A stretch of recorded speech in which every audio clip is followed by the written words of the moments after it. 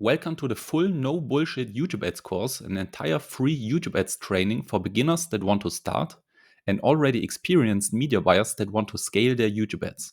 And yes, this is an entire free training. We will cover everything. And my big promise, zero bullshit. I won't pull any marketing tricks on you. My only goal is to help you. And nothing held back. I have no coaching, no mastermind. I have no agency service. I have no informational products to sell you. So I can just give all of my information out for free. I won't hold anything back. And this training is focused on results and results only. No shiny objects, no distractions, just the basics that get real results. And this is probably not the course you want, but the course you need. Most tutorials on YouTube, for example, only teach you useless distractions that don't get results. Because think about it, if they would teach you for free the real useful stuff, the stuff that actually got results, you wouldn't need to buy their coaching anymore. You wouldn't need to buy their masterminds. And if they would give all the valuable information out for free, you wouldn't need their agency service anymore. So obviously, they're not going to give you the best advice for free. They're only going to give you the stuff that doesn't work. So you will still need their paid courses, for example. I don't have anything to sell you, so I won't hold anything back. Just forget every other YouTube ads tutorial that's out there that's only trying to sell you a course, because you will get all of it right here for free. And trust me, I've seen most courses. This is an entire free course that you would usually probably have to pay at least 8 or 5K for. And now you're probably asking, who am I and why can I teach you? I've been running YouTube ads since 4 years now, and I built a whole software company around YouTube ads. I mean, it's even called YT Ads. And my co-founder of the software company called YT Ads is one of the 10 biggest advertisers in Germany. You can see him on the right. That's Nico. He's the person with all of these $1 million awards, and that's not even all of them. I believe he even has a $10 million award, and he spends over $500,000 a month only on YouTube ads, and he makes back millions. As I already said, you can see all the $1 million funnel awards. And our software overlooks $25 billion of ad spend on YouTube. Sadly, my face cam is blocking the screenshot, but you can see a screenshot from our back end, which shows $25 billion of tracked YouTube ad spend. And we analyzed all of it. So we have a lot of insight into what's working, what's not working. I mean, tell me another person that has analyzed over $25 billion of ad spend on YouTube. So I definitely know a thing or two and can maybe teach you some valuable stuff. And this is the outline of the course. At the beginning, we are going to cover the groundwork, the basics, the fundamentals, and how YouTube ads work. It's super important. And then we're going to cover building and modifying your product. Yes, we will start with your product, even though this is a YouTube ads course. Then we're going to go on to the pricing and the funnels. Are you going to have a low ticket product or high ticket product? And which funnel are you going to use? That's what we're going to cover in this section. Then we're going to go on to the copywriting for the funnel. What will you say in the funnel so your YouTube ads convert the best? And then we're going to cover how to sell your product inside that funnel, and then how to write, record, set up, run, and troubleshoot YouTube ads. And yes, the ads will be the last section because we have to cover a lot of stuff beforehand. And then the last lesson, if you can say, is optimizing, scaling, and upselling your YouTube ads, like how to maximize the YouTube ads profits. And please watch this training from the beginning till the end. It's super important. Don't skip videos. They build on top of each other. If you skip to the last section, you won't understand anything. It's like a Netflix series. You wouldn't skip to the last episode on a Netflix series as well, would you? It wouldn't make sense because you wouldn't understand the storyline, because the Netflix episodes also build on top of each other.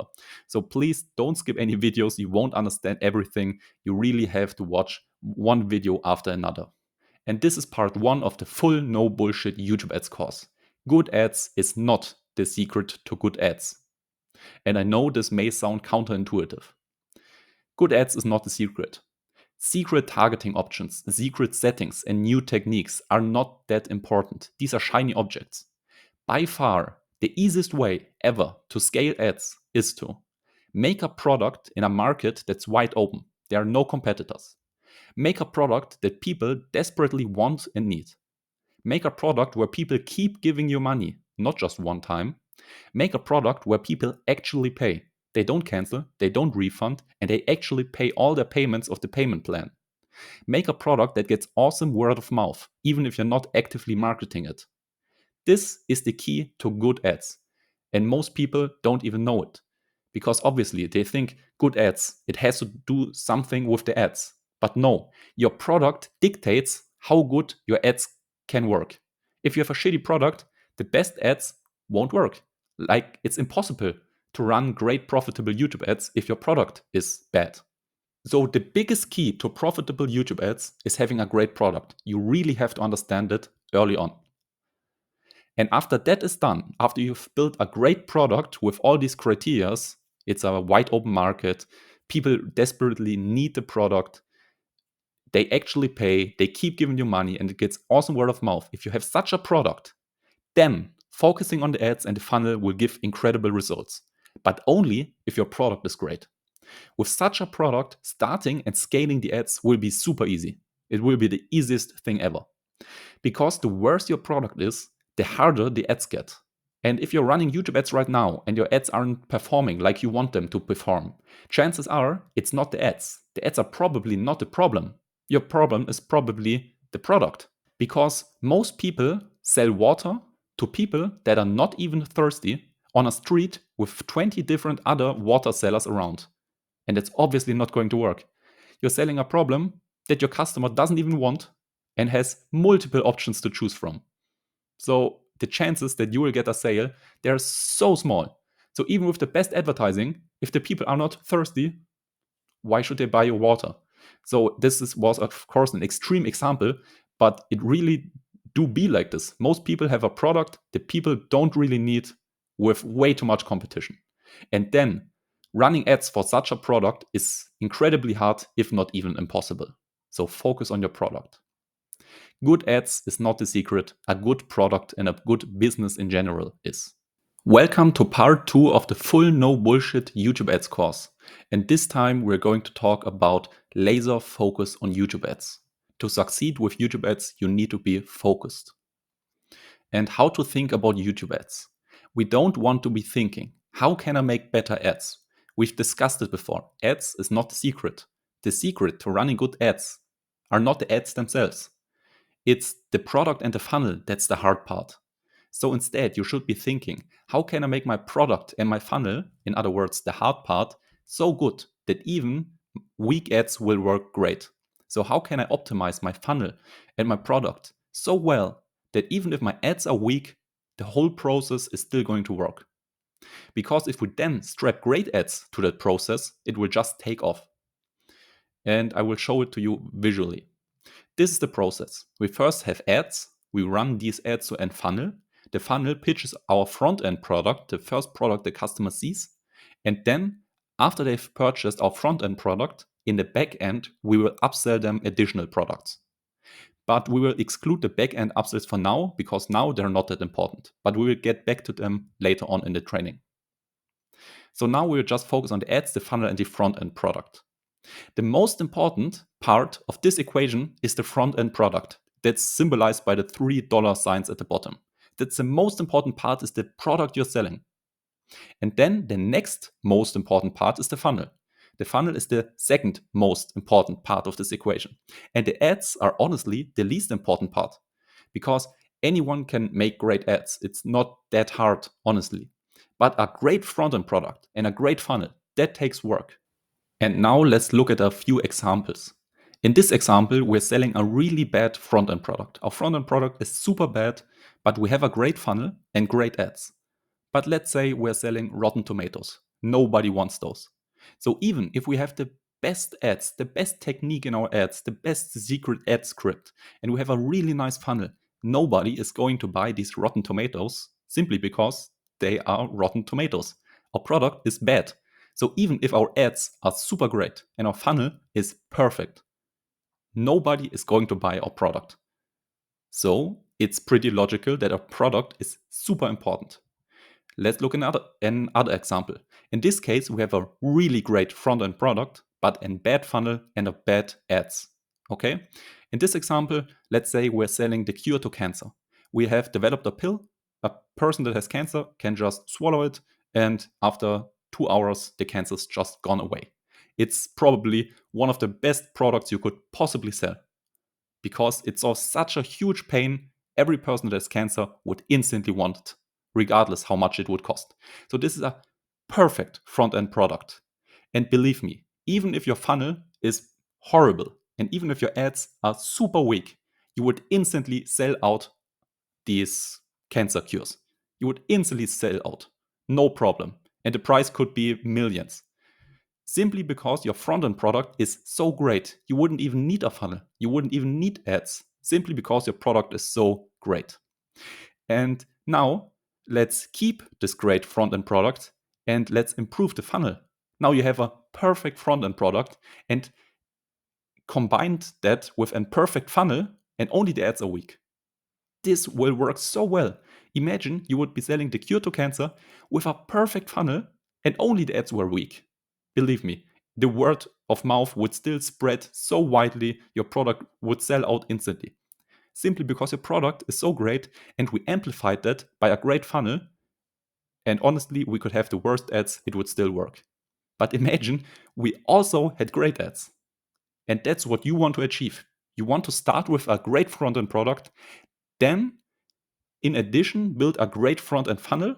And then after those two things are done, after you have a great front-end product and a great funnel for your ads, then you want to focus on the ads. But only then, because otherwise it won't work.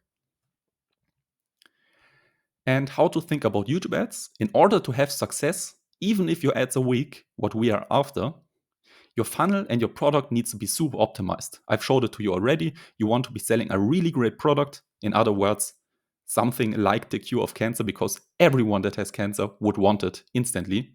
And you want a great funnel to sell that product. And in order to achieve that, you need to be super focused. You really have to focus on first building a great product for your YouTube ads or modifying your current product to be super great with YouTube ads. And then you have to be super focused on improving your funnel. And in general, I know you're watching a YouTube ads tutorial right now, but a lot of people want to be advertising on multiple channels at once. It's always called omni-targeting, omni-channel, multi-whatever. Don't do it. You're on a YouTube ads tutorial right now. If you want to run YouTube ads, only run YouTube ads. Only focus on YouTube ads. Otherwise, this won't work. Because let's look at your market. You're probably not the only one advertising on YouTube. There are competitors. Let's take, for example, the person on the left, the person on the right, the woman in the middle. These are your competitors. And they are in the same market, advertising also on YouTube. So you're competing against them. And they are focused 100% on YouTube ads.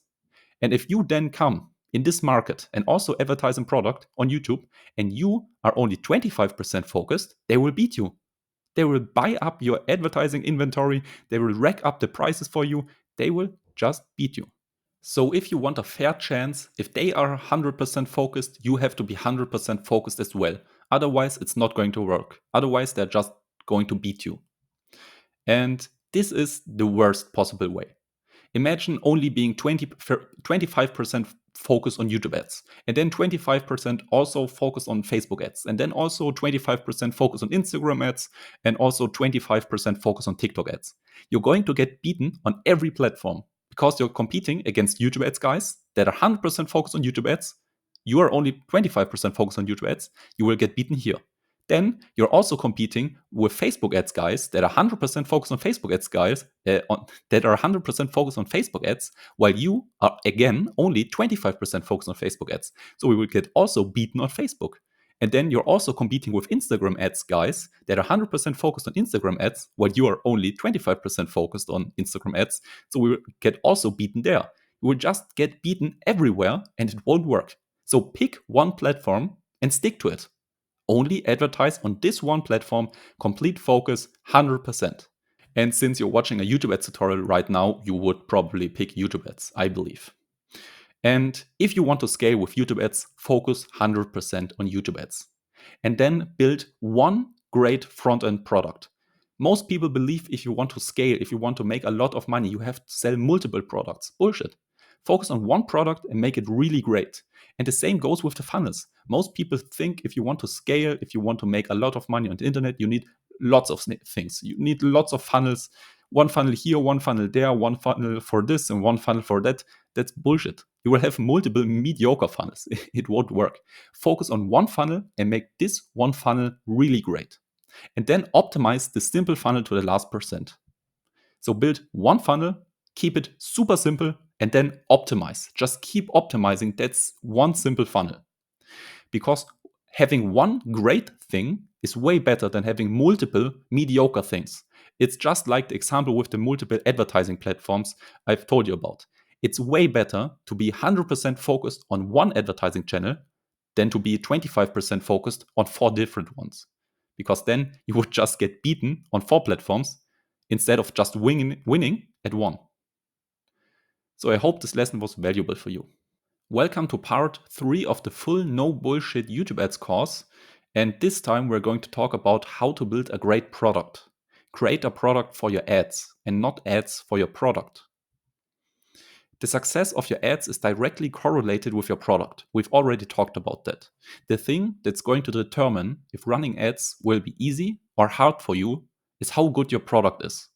And this video is going to teach you a few things on how to determine if your product is good right now or how to build a great product. And in general, we want to build a product that makes running ads easy. So either you have to build this product or you can adapt or iterate your current product to be such a great product. And such products always have certain advantages or unique aspects. They are not basic products because not every product is great. So we have to have a unique product, one that's different than the rest. And great products have most of the time these advantages or these unique aspects. Either they are solving a new problem, that's pretty self-explanatory. If you're solving a new problem, that's awesome. That will make running ads so easy because they've never seen a solution to this problem. You're the only solution to this problem. This will make running ads super easy because if they want to solve this problem, they can only choose you. If you have a new traffic source for your product, that's also an advantage. If you're the only one running YouTube ads for your product, that's a huge advantage. This will make running YouTube ads way easier for you if you are the only one with this exact product because the customers on YouTube haven't been bombarded with ads for this product. They aren't numb to it already. They haven't developed like banner blindness, if you want to call it like this. So they're completely fresh to this message. If you have a better business structure, that's nice as well.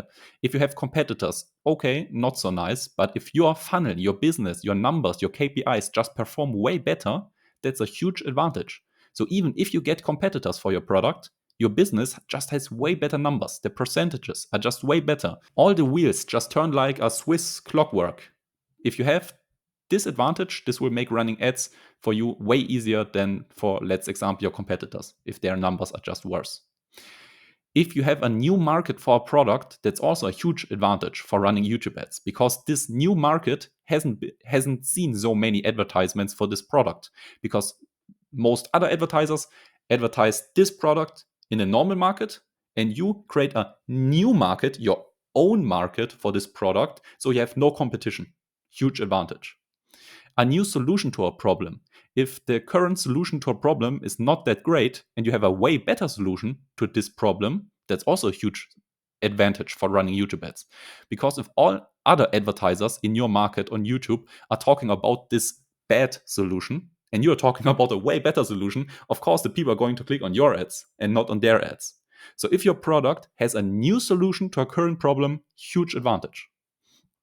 And a new strategy to acquire a market.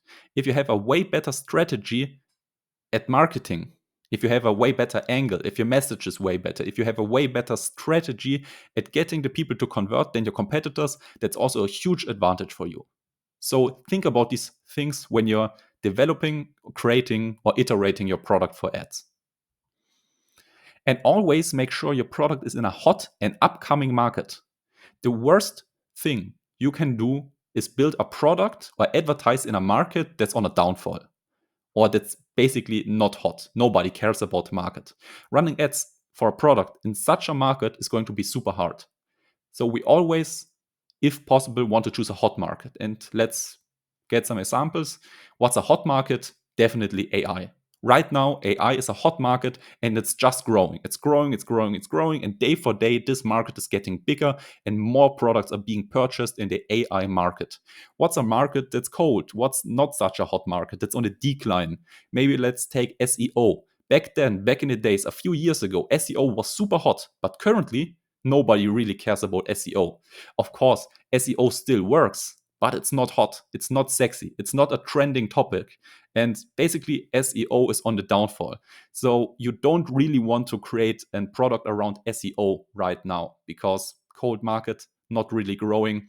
If you had to choose, you should always pick, in this case, SEO or AI. You should always pick AI simply because it's way hotter market. There is the trend and it's trending upwards. This would make running ads way easier. Running ads for AI products is way easier than running ads for SEO products right now. And always make sure your product solves a hyper-specific problem or gives the person a hyper-specific gain. You have to be specific. You can't be vague. Okay? If I sold your product for $10,000 and I said, buy this product for $10,000 and I will improve your business a little bit. Would you buy it? Probably not. Because improve your business a little bit is so vague. It's not specific at all. I have no idea what's going to happen. How much are you going to improve my business? What aspects of my business are going to be improved? How long will it take? I have no idea. This is not worth $10,000 for me. But if I came to you and said, I have a product, another product, it's also $10,000, and I will double the conversion rate of your front end funnel in 30 days. Double the conversion rate of the front end funnel in 30 days. That's a hyper-specific gain, hyper-specific solution for a specific problem, having a bad funnel. And this also costs 10 grand. Would I buy it? Probably yes, because I can do the math in my head. Okay, if I double the conversion rate, it's going to make me way more than $10,000. So paying $10,000 to make way more than $10,000, that makes logical sense. Yes, I'm going to buy it. So basically, if you want to make running YouTube ads easier for you, build a problem that solves a hyper-specific problem or gives the person, the customer, a hyper-specific gain. It will just make running ads easier than trying to sell a super vague and non-specific product with ads. And we've been talking a lot about building the product, like building or iterating a really great product. And some of you may be thinking, okay, that sounds great. I get it. I have to build a great product, but I'm not an expert myself. How am I supposed to build a great product that helps people? Don't worry. If you are not an expert yourself, you can also partner with an expert that builds the product for you. Usually people go for either a 70-30 split or a 50-50 split. It depends on how much work each party is doing. But basically, you would partner up with an expert that would just focus on building the product and maybe updating and managing the product a little bit. And you would be doing the marketing, the selling, the advertising, and so on. So either you could find somebody on the internet that's an expert and do a 70-30 split where you, the advertiser, get 70% and the person that's only building the product is getting 30%, or do a 50-50 split.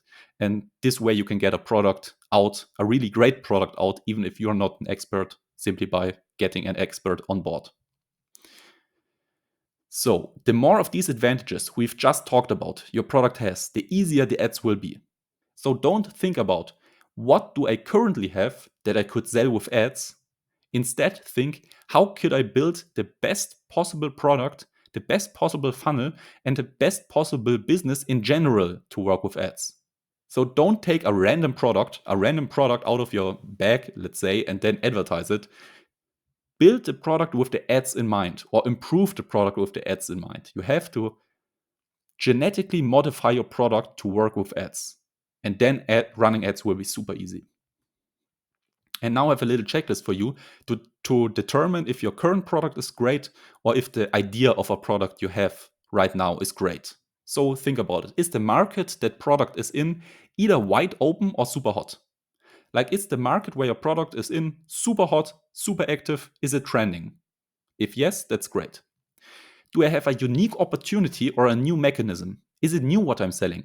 Or are all the customers already used to hearing marketing messages about this product? It has to be new. Am I the first one to advertise this on YouTube? If you're the first one, that's a huge advantage. Is there no one advertising it with a hyper optimized high ticket funnel? This would be bad because people that have a hyper optimized high ticket funnel, they are serious about it. They have put some time and effort in that thing. So competing with such a person, I wouldn't do it. So if there's no one with a hyper optimized high ticket funnel in your market, in your niche, also selling a similar product, that's great. And can I sell my product high ticket? If yes, that's great. And the more of these points your product or your idea of the product has, the better. So ideally, your product idea or your finished product, I'm not sure how far you've already gotten with your product, but ideally it checks all these boxes. And if it only checks 3 boxes, that's still great because most products of most other people don't check any of these boxes. So you would have an advantage. Welcome to part 4 of the full no bullshit YouTube ads course. And this time we're going to talk about pricing and funnels for YouTube ads. You should now already have a vague idea about what your product is going to be like, or maybe your product is even finished. And now we're going to determine if your product is going to be sold high ticket or low ticket, and which funnel you're basically going to use, or which funnel you should use. So high ticket or low ticket. You could either have a high ticket or low ticket front end product. And the main difference between high and low ticket is the break even point, like when are you going to break even and then make profit, and the number of customers. And I will first explain a little bit about high ticket. With high ticket products, you can break even or even make profit on the front end. So the first product you're going to sell to the customers, you can already at least break even or make profit. And one disadvantage is to high ticket, you have less people to upsell to because your products are simply more expensive. This means less people are going to buy it. And the less customers you have, the less people you have to upsell to. And another disadvantage is getting the ad started is a little bit more expensive and it takes a little bit longer. You just have to wait a little bit longer and spend a little bit more until you see the first results. And now let's look at it visually. You have the ads, and a lot of people are going to click on the ads. A lot of people are going to land in the funnel. But since our product is high ticket, our front end product is high ticket, not everyone is qualified to purchase this product because you would have to have a lot of money to buy it because it's high ticket. So you can see between the funnel and the front end product, a lot of people are leaving. Not everyone is going through simply because these people are disqualified and they are just leaving the funnel. And only the qualified people land on the front end product, and only a few of them buy simply because it's high ticket, it's really expensive. Not everyone is going to buy. So we have between the front end product and the back end upsells, in this example, one person that bought it. So as I've talked about, one disadvantage is we don't have that many people we can upsell to. In this example, simply one arrow. And now let's look at the break-even point. With high ticket, I've already talked about it. Not a lot of people are going to buy. We have a few customers here and there, but once we get a customer, he gives us a lot of money. So we don't have a really big flow of customers. We don't get thousands of customers with high ticket. We have a few customers, but when we get one, he gives us a lot of money.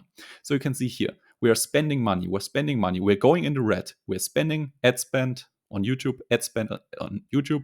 We're spending, and we're not getting a customer because it just takes time. Most of these people are disqualified. And then once we get a customer, he pays us a lot and we're instantly at least break even, and in this case, even a little bit profit. And then we have this one person that we can upsell to, and later on, that person eventually gives us a little bit more money. And then we have the spike at the end where the upsells kick in. This is like a really rough simulation of the break-even point. And now let's look at low ticket. One advantage is we have lots of customers to upsell to. I mean, the front-end product is way cheaper. This means more people are going to buy it. We have more customers, more people to upsell to. The second advantage is getting the ad started is cheaper and faster, simply because the front-end product is cheaper. More people are going to buy it. This means we have to spend less ad spend to see the first customers. This means we just see the results sooner. And With low ticket, the disadvantage is we will most likely lose money on the front end, which means it costs us more to get the person to purchase our low ticket product than we make with this low ticket product. So let's say, for example, it costs us $40 in ad spend to get a customer for a $20 product. We would be losing $20 on this purchase, but we're still getting this customer that we can upsell to later, and later we will make the profit. But with low ticket products, most of the time, most people lose money on the front end, but then upsell them later on to make profit. But I will show it to you. Again, we have the ads and the funnel. The same amount of people click on the ads to land in the funnel. But here, not as many people will get disqualified simply because the product is cheaper, more people can afford it. Almost everyone is qualified for a low ticket product. So a lot of people are going to see the front end product, and also more people are going to buy the front end product simply because it's cheaper. And this means between the front end product and the back end upsells, we have a lot of arrows. This means a lot of people. This simply means we have more customers to upsell to. And this is really important for low ticket products, because low ticket funnels or products live off the upsells. If the upsells would go away, they wouldn't make money. They only make money through the upsells, and you will see it right now. Right here, we're going in the red way slower, simply because we have way more customers that more frequently purchase and drive or basically reduce our losses. So we are basically spending money on YouTube, and we're getting a customer that pushes us up a little bit. We're spending money and we're getting a customer. Spending money, we're getting a customer. And then it averages out to a slight loss, a slight loss, a slight loss. And then once we hit them, as all these customers with the upsells, then we will go slightly in the profit and just continue rising. That's like a rough explanation of how low ticket and the break-even point works. At the front-end product, we have a slight loss, but then over time we will make up for it. And these are possible funnels. So if you're going high ticket, you could use a VSL call funnel that's mostly for products $3K and above, $3,000 and above. Or we could use the automated webinar funnel that's, depending on the niche, between $297 and $3,000 at the maximum, I would say. And this depends really on the niche. In like really B2C consumer niches, $297 may already be high ticket. Like, for example, in the supplement market, B2C supplement market, $297 is already high ticket. And if you're selling to, let's say, beginner entrepreneurs, $3,000 may be high ticket. So this depends on the niche. And low ticket, you basically only have the large upsell funnel. That's the typical thing Russell Brunson with ClickFunnels uses. And there you sell front-end products that are between $5 and $99. And then you just continue upselling the customers with more products and more products and more products until you have a profit. And honestly, I would always recommend starting with high ticket, simply because it's way easier. In my opinion, it's more fun. And I'm also more experienced with high ticket. This means I can teach you way more about high ticket than low ticket. And this is why the rest of this course is going to be focused around high ticket. And now let's look at it. Which of these two funnels should you use for your product? Should your product be sold via a VSL call funnel, or should your product be sold via an automated webinar funnel? Let's look at the funnels in more detail. The VSL call funnel is for small markets with high buying power. You would use this funnel if there are only a few of your target customers, but these target customers have lots of money. This is for the people that are heavily invested and super serious about something. This is when you're selling to experts or pros. There are only a few of them, and that's why you have to charge them a lot to make money. And this funnel, the VSL call funnel, is super easy to get off the ground. You can get started easily, but it's harder to scale simply because we would need a salesperson, and training and hiring and managing a sales team is hard. That's why scaling this funnel is hard. And we have less people to upsell to, simply because we've talked about it here. The VSL call funnel basically sells the most expensive products. We sell products that are $3,000 and above. So here we have only a limited amount of customers, only a few, a handful. And that's why we don't have lots of people to upsell to. And now let's compare it to the automated webinar funnel. This is for large markets. Here, the market is way bigger. These are beginners. These are not the experts. These are the beginners that share a targeted interest. They're interested in something, but they are not already heavily invested. And there are lots of them, and that's why we can charge them lower prices. We will go back to this slide. You can see the automated webinar funnel was for products between $297 and $3,000, depending on the niche. And this funnel is super easy to scale because we don't have to manage a sales team. We simply have a pre-recorded video that always performs the same. And we have lots of people to upsell to, simply because these products are cheaper. The call funnel was for products $3,000 and above, and this is between $297 and $3,000. So the product is cheaper, which means more customers, more people to upsell to. But this funnel is harder to get off the ground. It needs more optimization until it works. And now let's look at the market to determine your price and your funnel, okay? This is your market. Let's say this is the real estate market.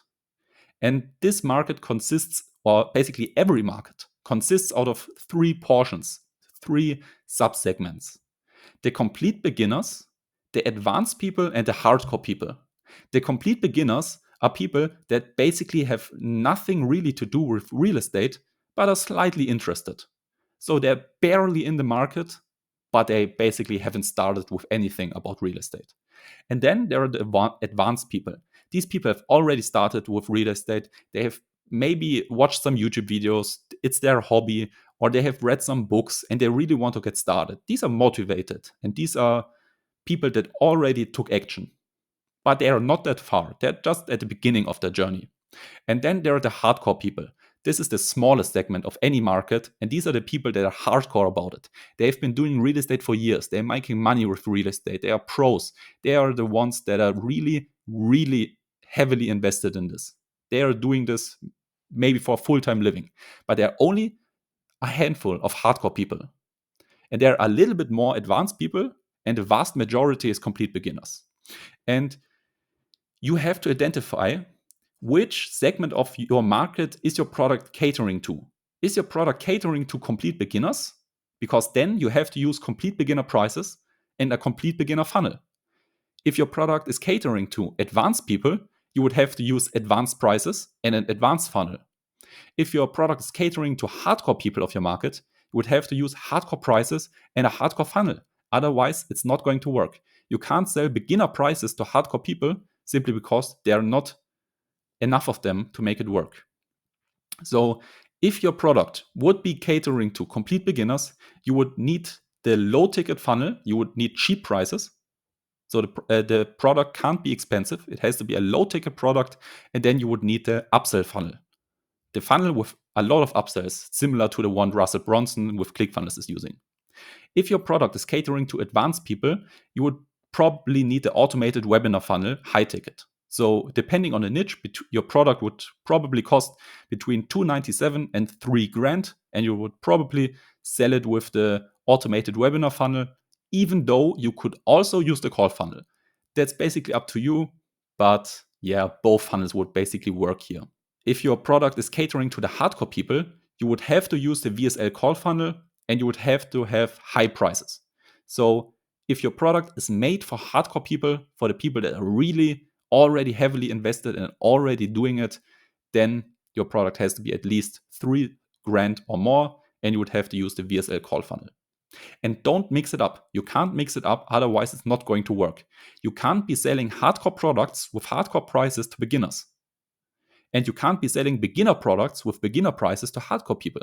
It won't work, because if you're selling beginner prices, let's say maybe $20, if you're selling a $20 product to the hardcore people, there are not many hardcore people around. There are not enough hardcore people to make a $20 product work. You just go through them all, and then you have maybe $20,000. That's it. The right way is to sell hardcore products with hardcore prices to hardcore people, advanced products with advanced prices to advanced people, and beginner prices, beginner product, beginner people. Simple.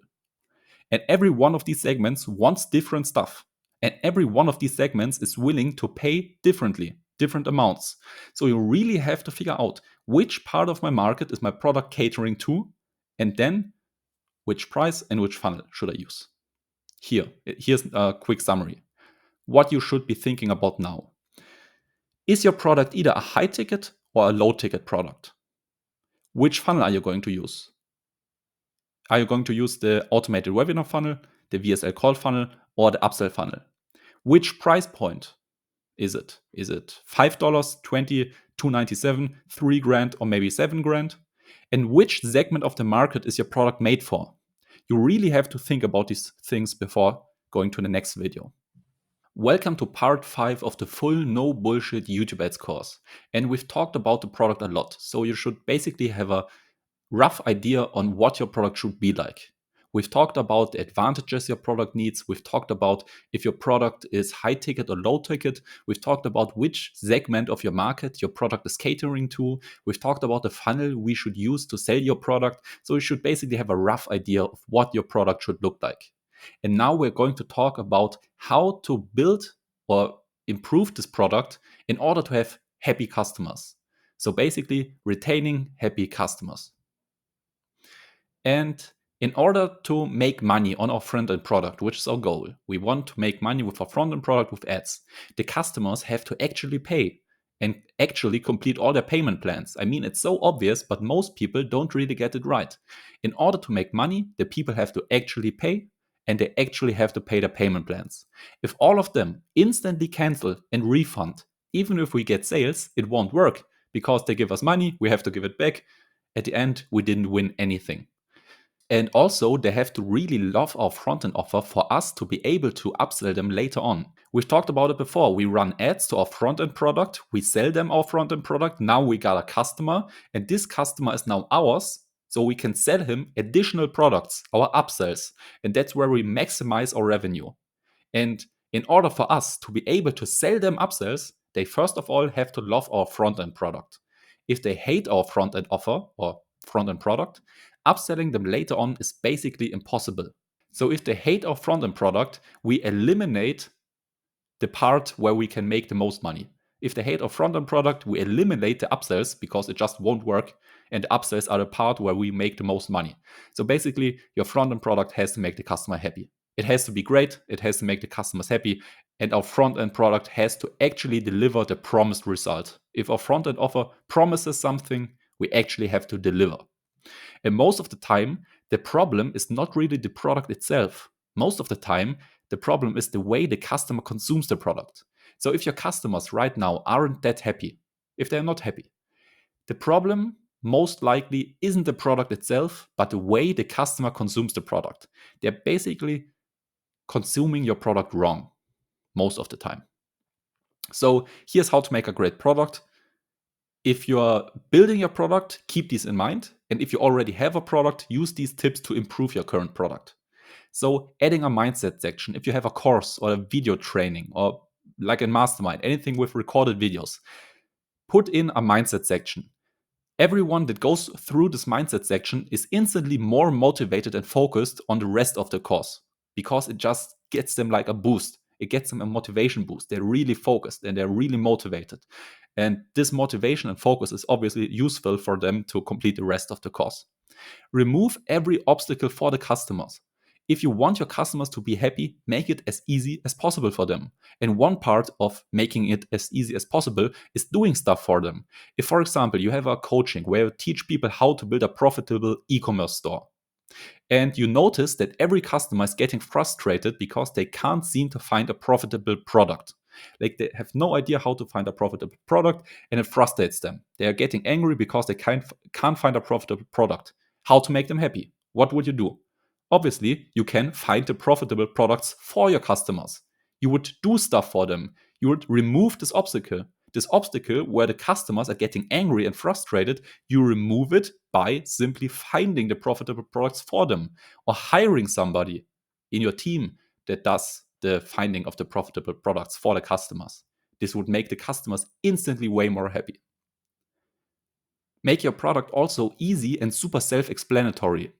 I mean, having great support persons is great, but what's even better is having a product that is so self-explanatory that you don't even have to talk to the support. Because even if the support is great, nobody wants to talk to your support persons. So ideally, make your product so easy that the customer doesn't even have to use support. Everything should be self-explanatory to a 5-year-old, basically. Try adding a customer success manager.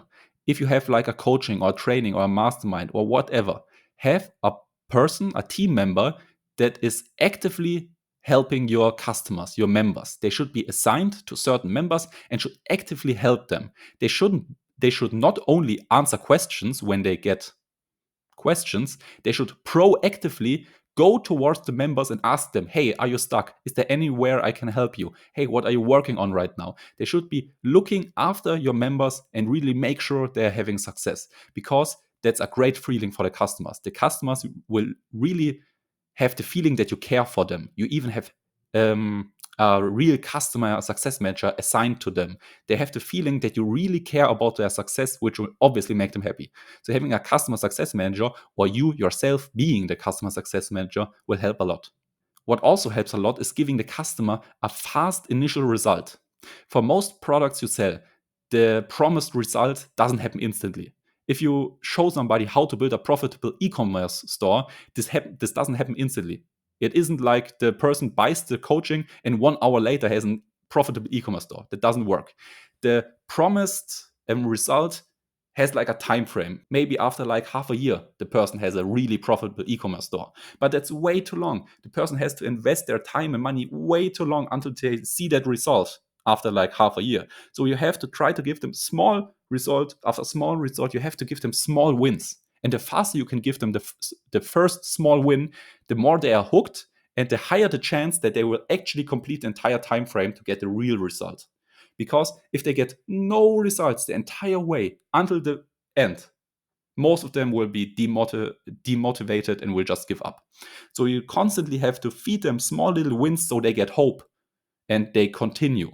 Think about it. Is there anything, or is there a way you can get your customer a fast initial win? You want to give them fast dopamine. They should be thinking, nice, this worked so fast, one step closer to my goal.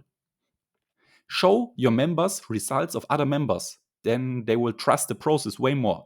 If you're selling somebody a coaching for e-commerce products and a new customer gets in this e-commerce coaching and sees that every one of the other customers is getting results, this person is going to be 100% certain that this e-commerce coaching will also work for them, because it has worked for all the other members. I mean, he's seeing all the results from all the other members, so this will obviously work, and this is why he's obviously motivated to work towards achieving this goal. But if the person gets in this coaching and nobody is having results and nobody is happy and all of the other customers are frustrated and stuck somewhere, then this member will probably not really trust your process, because he's seeing, oh, this process hasn't worked for all the other members, so it probably won't work for me too. So I'm just not going to even try. So it's really important to show results of other members, so the new members basically see, hey, this actually works and this is actually worth going after. And canceling must hurt the members. Canceling must be painful. And I'm not talking about hiding the cancel button or anything. Like, that's just shady and scammy if you hide the cancel button and make it basically impossible for them to cancel. It should be as easy as possible to find the cancel button, but pressing the cancel button and actually canceling itself, this should be painful. Think about it. If you have a business, there's a business and this business has one payment processor. Let's say this payment processor is Stripe. And let's imagine Stripe charged like a subscription plan, like a monthly subscription plan. And this business has only this one payment processor, Stripe. It's charging a monthly subscription plan. And this is the only way this business can make money. This would be so super painful and hard for them to cancel Stripe. They would basically not cancel Stripe because it's their only way of making money. As soon as they cancel Stripe, their payment processor is gone, they can't make money, their business is bankrupt. So canceling this product would be so extremely painful for this business that only has this one payment processor. And you must be thinking about how could you make your product in a way that it's super painful to cancel. Like the customer just needs it. This business needs this payment processor, otherwise it can't make money. So it can't cancel it. You have to think about it like this. Then track your usage. You can't improve your product if you don't know how your product is being used right now. How are members using it? You can use softwares like Mixpanel, for example, and integrate it in your product and then look at it. How far are the members getting? Where are they dropping off? What are the aspects of a product they are revisiting the most? And if the customer wants to cancel, help or downsell them, most of the time when somebody wants to cancel, it's not actually because they don't like your product or because the product is bad. Oftentimes it's either because they're stuck and they can't get the result your product promised them, or it's about a money issue. They don't have enough money, it's a payment issue, okay? And if the problem is that they are stuck, they can't get further, they're not making progress anymore, and therefore they want to cancel, then simply ask them where are they stuck and then help them. Give the topic to your customer success manager and let the customer success manager help the person. Because if the person gets unstuck, he probably doesn't want to cancel the product anymore because he's again making progress towards that goal. And if it's a money issue, try downselling them. If he has the premium package right now, try downselling him the smaller package, because the person most likely still likes your product and wants to keep using your product and wants to continue having this product, but he simply can't because the money is the issue. So by downselling him to a smaller package that's cheaper, the money issue would be gone because he could afford a simpler product, but could still keep like a good portion of the product. Obviously not all of it because he's getting a cheaper version, but you can make like damage reduction. You're still losing a little bit of money, but you're not giving him a complete refund or complete cancellation.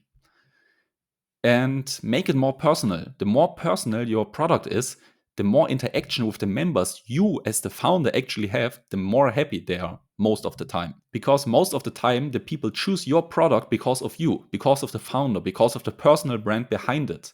And the more they then actually get to interact with you, the person, the reason they bought your product and not a product from somebody else, the more they get to interact with you, of course, the happier they are. And also have a super active community. This is so important to get like this recurring factor in it. Like even if they're done with your core product, they will probably still continue using your active community.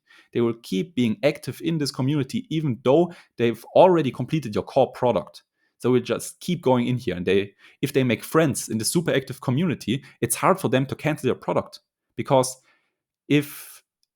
when they cancel, they lose access to the community. And if they have made friends in this community, canceling would not only mean losing the product, it would also mean losing their friends and losing access to like-minded people and losing access to the ability to get your questions answered and losing access to just basically your friend group. So having a super active community is important because if people make friends there, canceling is extra painful because they would lose their friends. And in addition to that, a community is super great for other members to be able to share their success.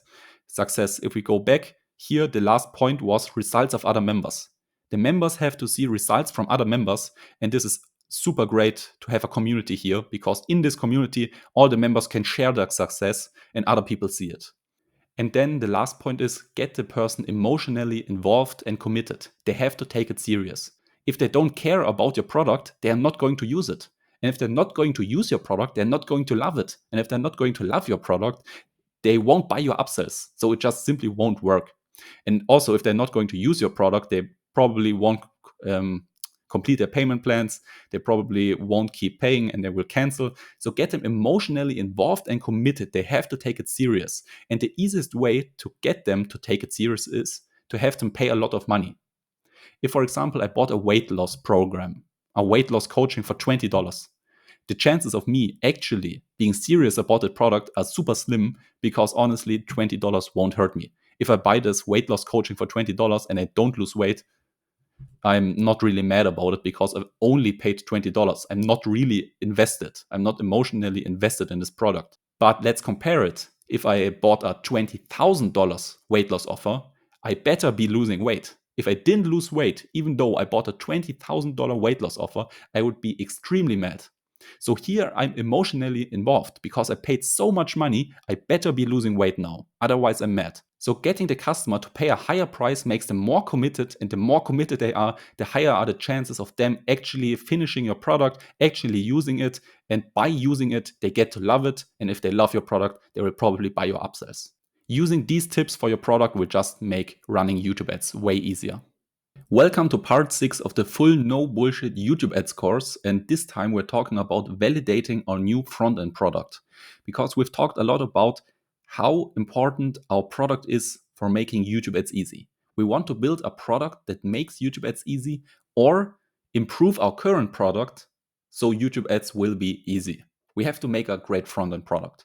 And now you should have a great idea how this product would look like for you in your specific situation, in your market, how your product should look like. But we won't just go and build this product blindly. We want to validate it. And this is what this video is all about. So we want to minimize the risk because we don't want to just start and build this product blindly, because then we would risk investing lots of time and lots of money and lots of resources in building this product and then find out that ultimately nobody wants it. Imagine this. You have your idea right now, how your product should look like, how your front-end product should be, like what it should be, the product itself. And then you just go and build it blindly. It takes you maybe 3 months, or maybe it takes you half a year, and it costs you $20,000 and a lot of resources. It's just really, it's a lot of effort to build this product. And after half a year, you're finished with this product. And then you go to market with this product and then find out nobody wants it. You've wasted $20,000, lots of resources, lots of effort, and half a year. Simply because you didn't validate the product first. You just went and built the product blindly and then figured out that nobody wanted it. So ideally, we want proof that the product will work before we even build it. We want to know that this product will 100% work before we even build the real product. And in order for the product to work, it has to fit the customer's wants and needs. Great product always fit the customer's wants and needs. And to find this out, we have to interact with them, with the customers, and sell them and get a feedback. We can't find out the customer's wants and needs without talking to them. We have to engage with our target audience. We have to join the groups. We have to talk to them via direct messages. We have to get on calls with them. We have to interact with our target audience to find out what their wants and needs are, and then solve these wants and needs with our product. And the best way to figure this out is to build an MVP, a minimum viable product, and then try to sell it to our target audience. A minimum viable product is like the fastest and cheapest version of your product idea. You have your great product idea, it's the whole product, and the minimum viable version is like the fastest version you can get out. Like the version of your product concept that you can get out the quickest and the cheapest, simply to test it really quick. That's an MVP. And we want to build such an MVP for our product idea. And let's say this is our MVP, for example. It looks to the customer, it looks like a full-on product. It looks like a real product that has been fully developed. But we know that's an MVP. It's just a fast, initial, quick version that we just get out as quick as possible to test the market if it responds to this type of product. So let's just say this is our MVP. It looks like a real product. And then we sell it to our target audience. So we join communities, we join groups, we get on private messages, like we send people DMs, we get on phone calls with people. We try to sell them this product. And ideally, we actually sell them this product. So ideally, they actually pay us. But of course, we would refund them because the product isn't really finished. It's not a full-on product. So if they actually pay us, we would refund them and put them on a waiting list and explain, hey, this was just a test. But this is the ultimate validation if they pay you money.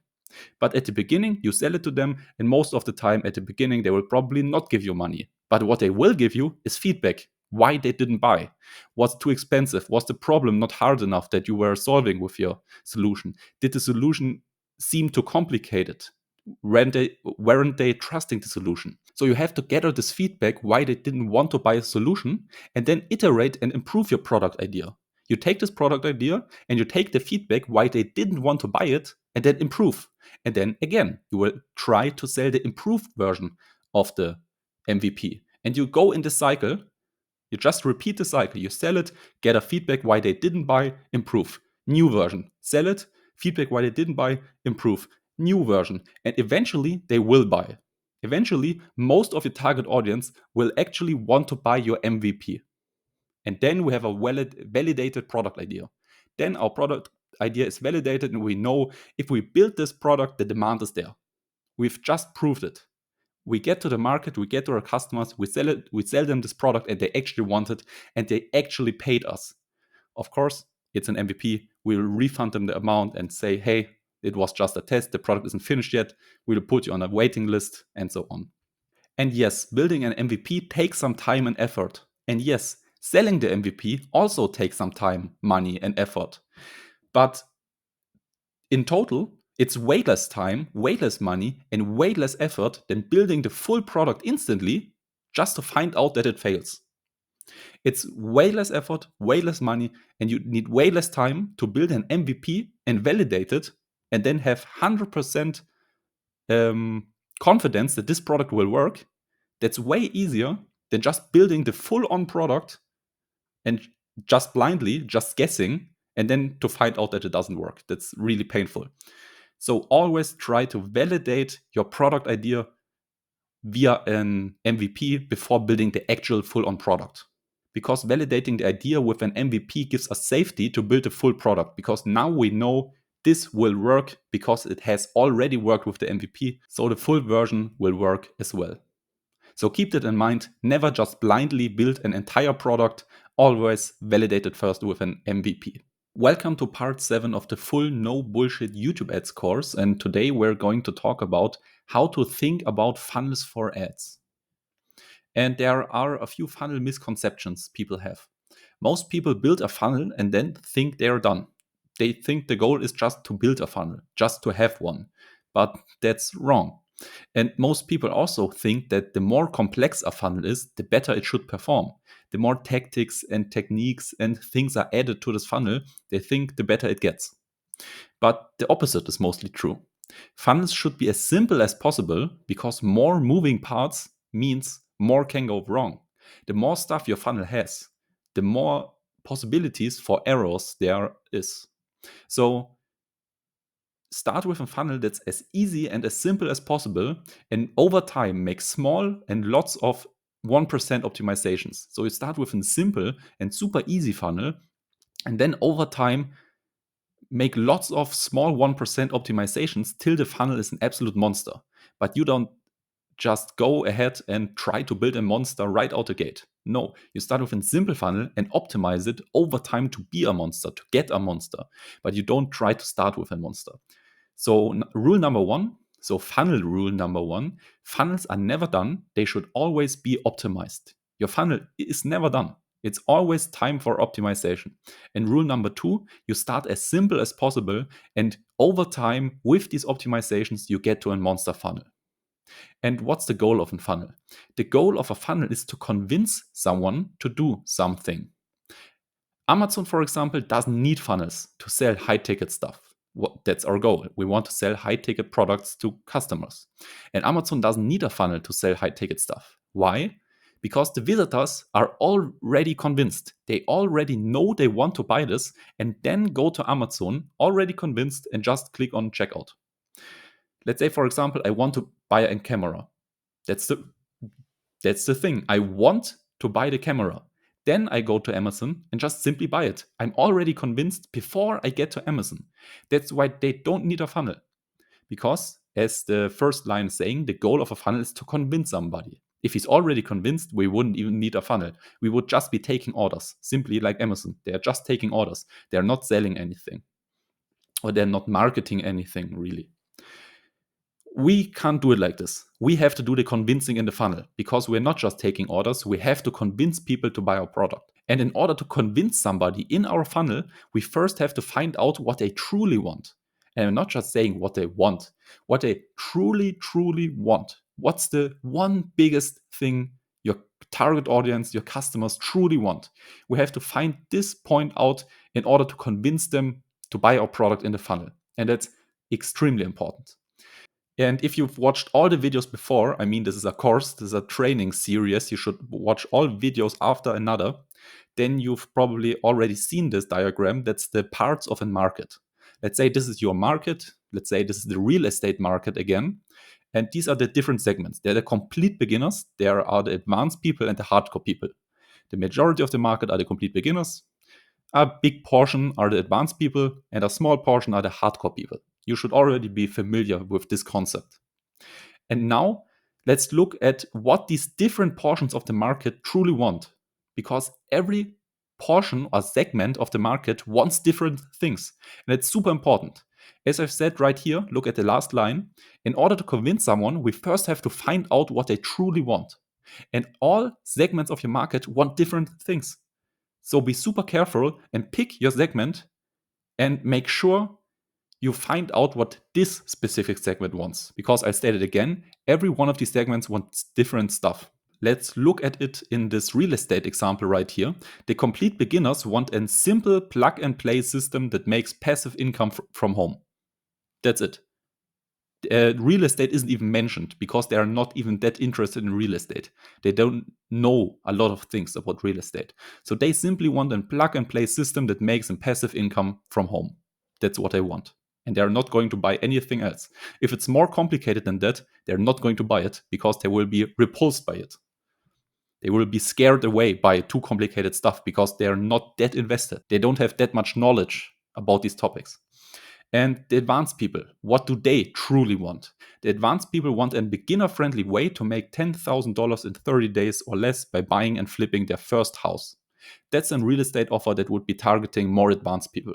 A beginner-friendly way to make $10,000 in the next 30 days or less by buying and flipping their first house. That's an advanced offer. But the hardcore people have different wants and needs. They truly want different stuff. The hardcore people want an easy and guaranteed way to save 20% of expenses on every house they flip. That's the stuff a hardcore person would buy. So as you can see here, this is all in the real estate niche. It's the same niche, it's the same market, real estate. But every segment has another need. They have other stuff they want. And you have to be really careful that you pick your segment of the market and really make your message perfectly for your segment. And this is the hard part. Finding out what your segment of the market truly wants, like truly, what they really, really want is the hard part. And if you've already run ads before in the past, maybe look at your best performing ads and best performing opt-ins. Because your best performing ads and best performing opt-ins most likely have resonated with your target audience. Like there was a match. Your target audience liked that message. So if you look at your past ad messages and opt-in messages, see if you can find any patterns. Because maybe you already can find out with these two informations, with the ad messages and the opt-in messages, if there are any tendencies what the market really wants. And these are indicators of what the market really wants. Like look at your best performing ads and your best performing opt-in messages and like search for patterns. Look for similarities. And the goal is to figure this message or this promise out and then model the rest of the funnel according to the winning message. So we want to find the message the market truly wants, or the promise the market truly wants. We want to find this message the market really resonates with. And most of the time, as I mentioned it, we will find indicators of this winning message, of this winning promise in the past winning ads and in our past winning opt-ins.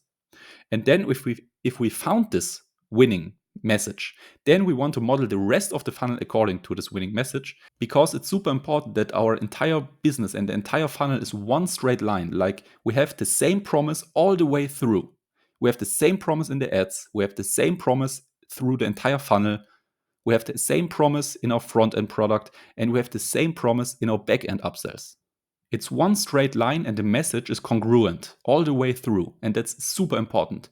But most people's messages are all over the place. They have a different message in the ads than in the funnel. They have a different message in the funnel than in the front-end product. And they have a different message in the front-end product than in the back-end upsells. And this simply doesn't work. The person in the sales process will just be super confused because they click on the ad with message 1, then land on the funnel and expect message 1, but they get message 2, a completely different message in the funnel. Super weird. They didn't want to look at message 2. They clicked on the ad because they liked message 1. And then they land on the funnel and expect also that the funnel is about message 1. But the funnel is then about a completely different topic. It's a completely different message or marketing angle. And then they will just leave the page because there's a mismatch. The message of the ad doesn't match up with the message of the funnel. And the message of the funnel doesn't match up with the message of the front-end product. And the message of the front-end product doesn't match up with the message of the back-end upsells. And there are always mismatches where people drop off simply because it doesn't make sense.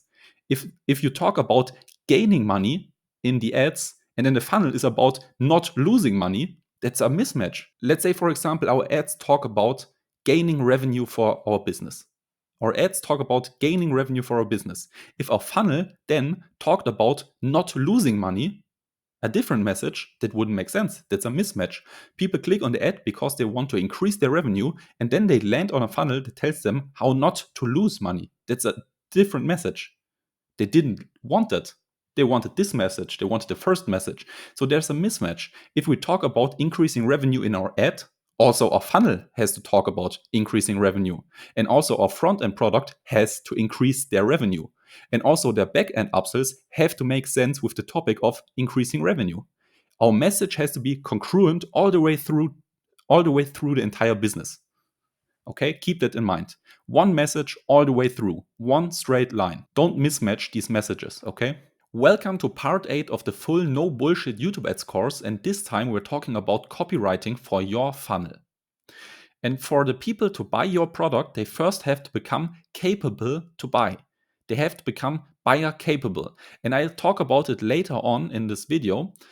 But for now, you have to understand, we've discussed it in the previous videos, the goal of your funnel is to convince the people to buy your product. So at the beginning, they're medium interested to slightly interested, maybe not interested at all. And at the end, they bought our product. We have to convince them. And right before they buy our product, they have to become capable of buying. We have to convince them enough so we can even have a chance at selling them, basically. So if they are capable of buying, you have a chance at selling them. And if they are not, they simply won't buy. It's impossible. They have to be capable of buying first. So our funnel has to make them capable to buy. And these are the funnel stages. The first stage is our bold promise. We've talked about it before. That's the stuff our target audience or customers truly want. You should have figured it out already. That's the stuff our target audience truly, really, really wants and needs. This is the big promise that hooks them, that hooks the person and pulls them through our entire funnel. This is the bait that keeps them going. And the second stage of a funnel is inducing pain. This gives the target audience motivation to take action now. It also gets them to even be open about the solution. If they don't have pain, they don't have a reason to change, basically. So in order to get them to take action and really do something about it, we have to induce pain. And that's the second stage. And the third stage is planting beliefs. And this will mentally push them towards our product and make them believe that our solution will actually work for them. Like, these are the last beliefs that are necessary for them to be able to consider our solution and then buying it. So these beliefs are necessary, that they understand and consider our solution to their problem and then believe that it will work for them and then buy it. So these are the three main stages. Bold promise, it hooks them and pulls them through our funnel. Inducing pain makes them open about the solution and makes them take action now. And planting beliefs makes them believe our solution will work for them and just simply pushes them towards our product. And if the person has gone through all these three stages, they're ready to buy. They are capable of buying. And if they haven't gone through all these stages, they're not capable of buying most of the time. I mean, think about it.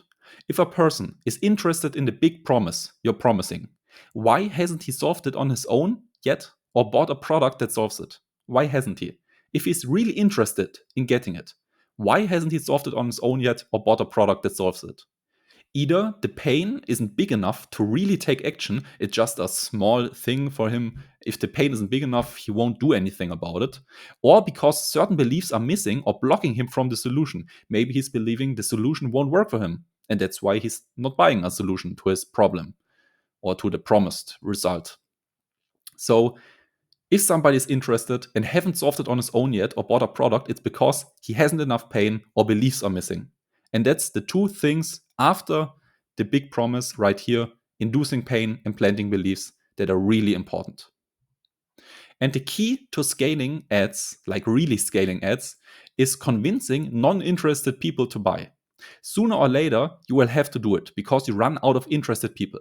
At the beginning, we're just marketing to interested people. These are the lowest hanging fruits. They are interested in our solution. We're giving them our solution. They are buying it.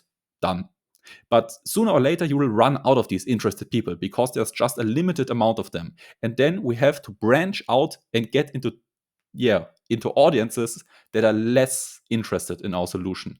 And then the goal to scaling is convincing non-interested people to buy our product, because there are simply not enough in-market people to scale with, like people that are already hardcore inside your market.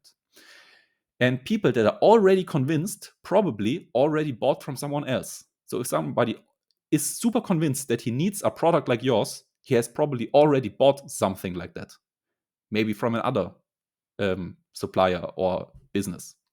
So already convinced people are limited, hard, and expensive to find. That's why we can't rely on only already convinced people. At the beginning, of course, we will take them, we'll go through all of them, but sooner or later you will have to convince non-interested people to buy, or like slightly interested people to buy. And in order to convince someone, we first of all have to nail the big promise. And this is the thing your target audience truly wants and needs.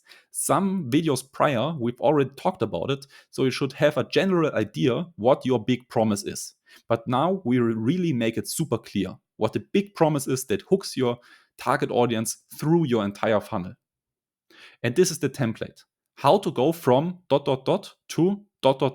in ... and then buy ...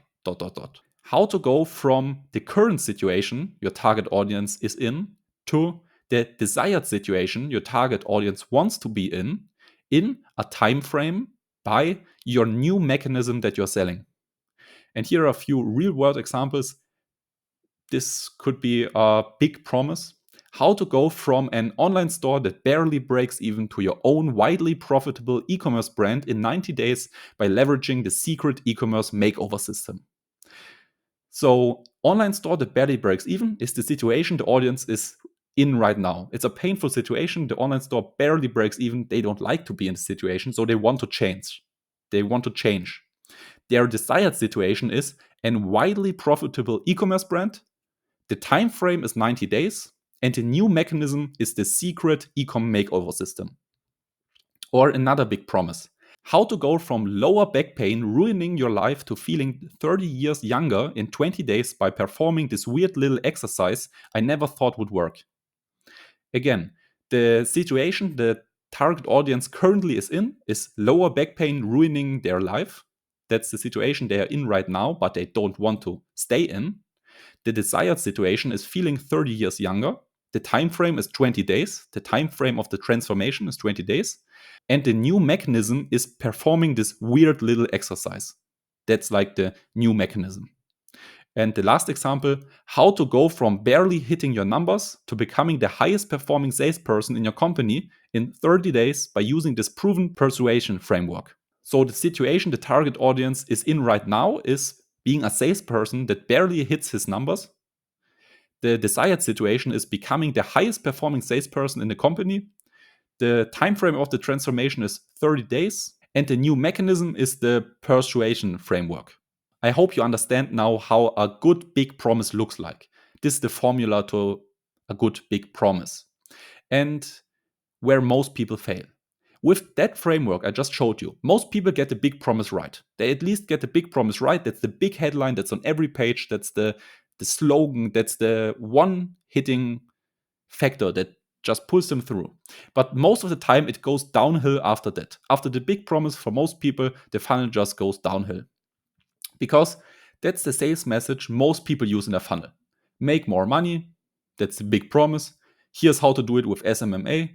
Buy my SMMA course. That's like boilerplate basic. Most people have funnels like this. But the big problem most people are not realizing is, yes, the person wants the big promise. Yes, the person wants more money, but the person isn't feeling intense pressure to change. They aren't. They aren't feeling like they really have to change. And the person believes a normal job is honestly the safest option. And the person also believes that starting a business is super risky. And the person also believes that you need years of experience. So yes, the person wants to make more money, but it has a lot of objections. And then, here's how to do it with SMMA.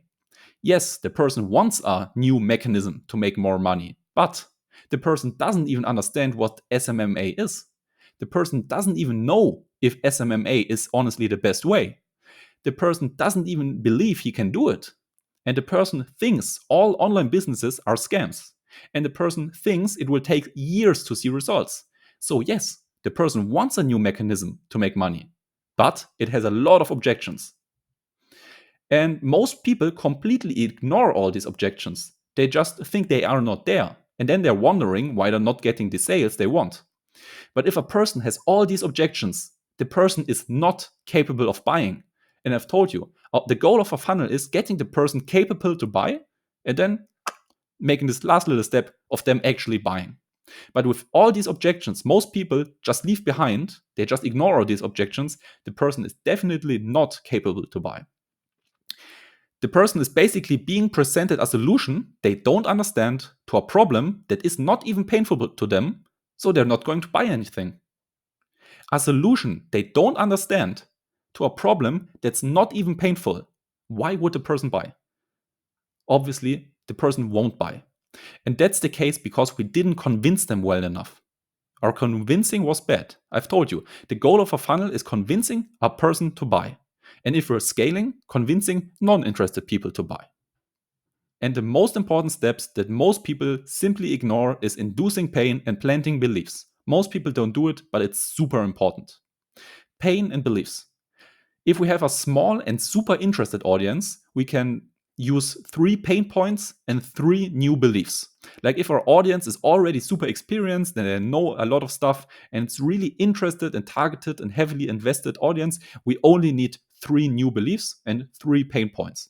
But if we have a broad audience, if we're scaling, if the people are not that interested, then we need 3 pain points as well, but 6 new beliefs. So the double amount of beliefs if our audience is super broad and they are not that interested and not that heavily invested. So with broad audiences, we need way more convincing with new beliefs simply because they are less interested to begin with. Okay? And let's look at an example from a broad audience. So here we have 6 new beliefs. And the goal is getting a normal person that wants more money to buy an SMMA course. I've told you the way most people do it, that's wrong. They just ignored all these objections, and now there's the right way how to do it. So convincing a person that is not interested in buying an SMMA course into buying an SMMA course. So this is an example of scaling. Convincing people that are not interested to buy your product. So I've told you, let's go back a little bit. We have the bold promise, then we're inducing pain, and then we're planting beliefs. And right now, we're inducing pain. This is the stage of inducing pain. The big promise was already over, it was in the headline. Now we're at the stage where we're inducing pain, and then we're planting new beliefs. Okay, pain. We first have to make them believe that their job isn't as safe as they think. Their job isn't as safe as they think. They have to swallow that pill and actually believe it.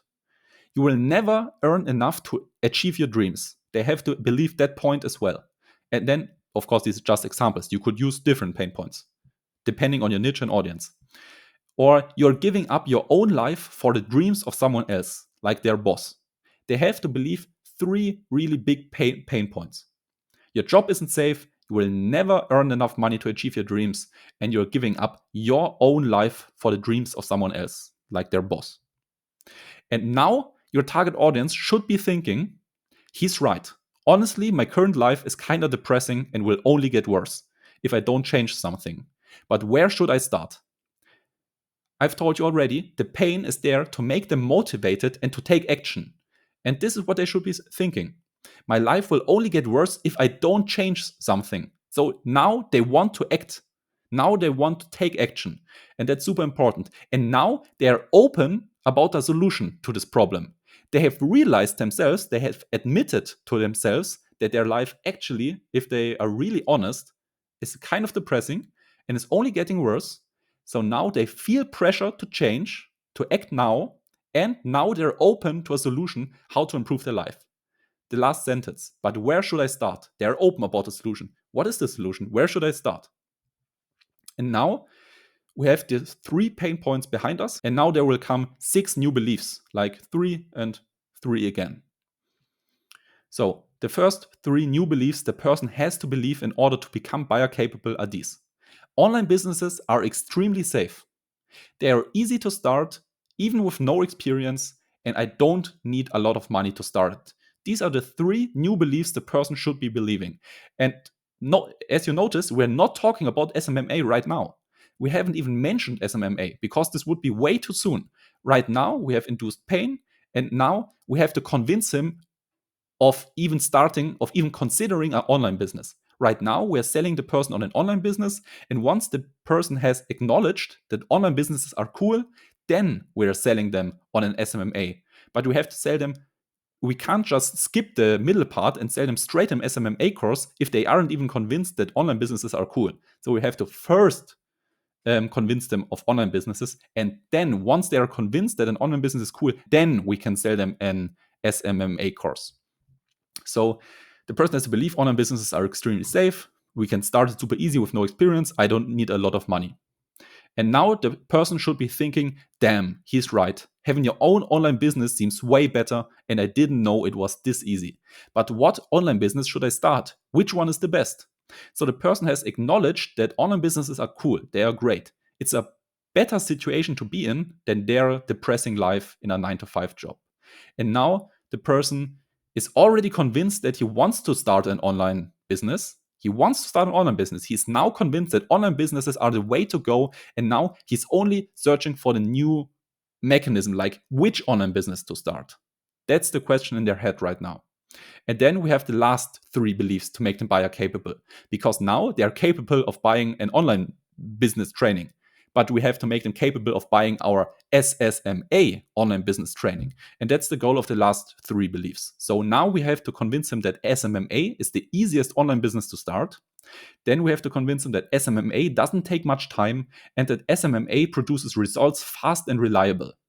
These are 3 new beliefs the person has to have in order for us to be able to sell him an SMMA course. And now they should be thinking, that sounds awesome, exactly what I was looking for. I would be stupid to start anything other than my own SMMA, since that is obviously the best method. But who can teach me how to start an SMMA?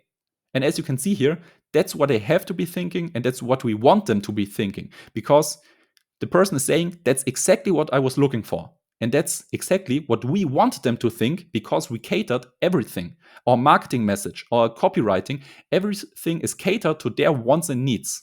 I've talked about it before. Our message, our big promise has to be congruent with what the target audience truly wants and needs.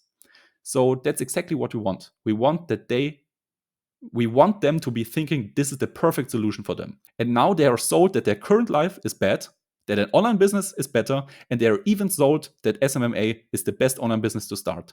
And the last question they have is, where can I start an SMMA? I want to change my life. I know I want to change it via an online business, and I know SMMA is the best online business to start. But how do I start an SMMA? And now they're ready to be sold to. Now we can pitch them our SMMA course. And I know this was a lot, but here are some more tips, and then this lesson is also over. So never reveal, these are just some random tips, okay? But they are important. Never reveal how the problem will be solved until the person is fully hooked. So don't tell them right at the beginning that the way they will be making more money is via an SMMA, because they will just instantly be repulsed. They have no idea what an SMMA is. They think it's a scam. They think it's super complicated, and they will just instantly leave once you say SMMA, and they don't fully understand what it is. So you really have to use these stages. At first, their current life is bad, pain. Then online business is better. And once they've swallowed that pill and understood that online businesses are better, and then you can talk about the real mechanism that is SMMA in this example, because then they are fully hooked and they've gone through these stages. So don't skip these stages. And never mention alternative solutions. Don't say like, if you want to make more money, you could use e-commerce, Amazon FBA, dropshipping, affiliate marketing, but all of these other methods are bad. Use our method. That's not what you want to do, because as soon as you mention other alternatives, they will be super interested. Hey, wait, are these alternatives maybe better? What are they? And then they're going to open a new tab on their browser, and they're going to research, and they are probably going to leave your page and just landing in a webinar from a different marketer. So never mention alternative solutions, because this is just distraction. And right now, our goal is simply to get our funnel to work. We simply want to get our funnel to work. And once our funnel works, we can optimize it 1% at a time. But don't start optimizing something that doesn't even work yet. A lot of people build a funnel and instantly start optimizing. But your funnel first has to work before you can optimize it. So don't skip all these steps. First, build your funnel, get it to work, and then optimize it. So that's it. I hope you liked this lesson and I hope you learned something new. Welcome to part 9 of the full no bullshit YouTube ads course, and this time I'm giving you a small introductory to webinar and VSL call funnels. So I'm giving you a small overview of these two funnels. And let's start with the webinar funnel, the overview. At the beginning we have an opt-in. That's where the people leave their name and their email address and they select a time. And then after they've opted in with their email address, we of course have the email address, that's the icon below. And then they're going to be sent to a thank you page where they wait till the webinar starts. Because most people use a just-in-time webinar, like a pre-recorded webinar that just has a few time slots they can select at the opt-in, and then they land at the thank you page. There's a small video that's like pre-selling them a little bit, and then they can enter the webinar room from the thank you page and wait till the webinar starts. And then the webinar itself is just the video recording with the chat. And after the webinar is done, we will send them to a sales page. And on the sales page, we will send them to the checkout where they can actually purchase our product. And we will use the email to send a few emails. And I will explain a little bit more here. We will be sending a starting now email after the person opted in. This will be linking to the thank you page where they can join the room, the webinar room. And if they fail to attend the webinar, we will send them an email with a link to the opt-in so they can opt in again for a new time slot. And after some time, we will send the replay to everyone that opted in and start the closing sequence. The replay is just the replay of the webinar, and the closing sequence are 4 emails that lead to the sales page. So all these 4 emails simply are pitches that link to the sales page, and the sales page, of course, links to the checkout, and then they can purchase. And at the end, you can try to downsell the remaining people that haven't bought the main product to lower ticket products. Because a webinar is mostly mass market. You will use this for broad, big audiences. So you will have lots of people in your funnel that you already paid for via these ads that are probably not going to buy your main offer. And after some time, you can try to downsell these remaining people to maybe some lower ticket products you have, just so these people don't go to waste. That's like a rough, quick webinar overview. And now let's look at the VSL call funnel overview. That funnel is way simpler. We have the opt-in, and opt-in is still just the name and the email address, and then they land on the VSL page, and the VSL stands for video sales letter. It's just a quick sales video. And after the VSL, they click on a button and then land on the call booking page where they can book a call with either you or your salesperson. And then after they book the call, they land on a thank you page, and then they will eventually be called. And the person, either you or your salesperson, will try to close the person on the phone and sell them the product on the phone. And at the opt-in, we also get the email address. So we'll, of course, send them a few emails. These are just simple emails that are pitching to the call booking page. But we will discuss this a little bit more later on. And let's go in detail for the VSL call funnel. Sadly, I can't go in detail for the webinar funnel because that's just way too complex and would take way too long, but I think most of you are going to use the VSL call funnel, so we will go in detail here. That's how a basic opt-in page looks like. It has the big heading, the big headline. That's the big promise, the stuff your audience truly wants and needs. That's like the big promise that pulls them through the funnel in the headline. Go from ... to ... in ... by ... That's the framework I gave you to like script the big promise. And then we most of the time have an interesting picture with a play button because we are pitching the people to watch a free training video. That's our sales video in disguise. So they think they're getting a free training video, but in reality, it's like our sales video mixed in with some value. So most of the time we'll have a picture that looks like a video. It's just a picture with a play button. So when people click on it, it opens in pop-up, and this pop-up is the opt-in where they can enter in their name and email address. The CTA button is also the same. It also leads to a pop-up if you click on it, and the pop-up has the opt-in with the name and the email address. And the bullet points are the new beliefs. So we've talked about it. The goal of a funnel is convincing somebody to buy our product. And if we have a targeted and very interested audience, we need 3 pain points and 3 new beliefs. And if we have a broad audience that's not that interested, more like a mass market audience, we need 3 pain points also. But now we need 6 new beliefs. And you can pick a few of these new beliefs and put them here as the bullet points. Because people normally don't opt in for pain. Normally, humans want to walk away from pain. Normally, we want to run away from pain and not opt in to get more pain. So it wouldn't make sense to use pain points for the opt-in. It's honestly a little bit better to use just new beliefs. But sometimes pain points could work as well, like avoiding pain. But I think new beliefs are better as these bullet points. And then the VSL page. We also have the big promise on the headline. The same big promise also in the headline. And then we have the video player. That's our actual VSL, our actual sales video. And we should use a video player with built-in analytics. So we definitely need analytics that tracks like watch time and drop-off points. So that's important. But most funnel builders you're probably going to use like Go High Level or ClickFunnels have built-in analytics. So that's nothing you have to worry about. And then we have a CTA button that's appearing when the pitch starts. With most landing page builders, you have a setting and you can put in the time when this element should appear. You can like set up that this CTA button only appears after 5 minutes.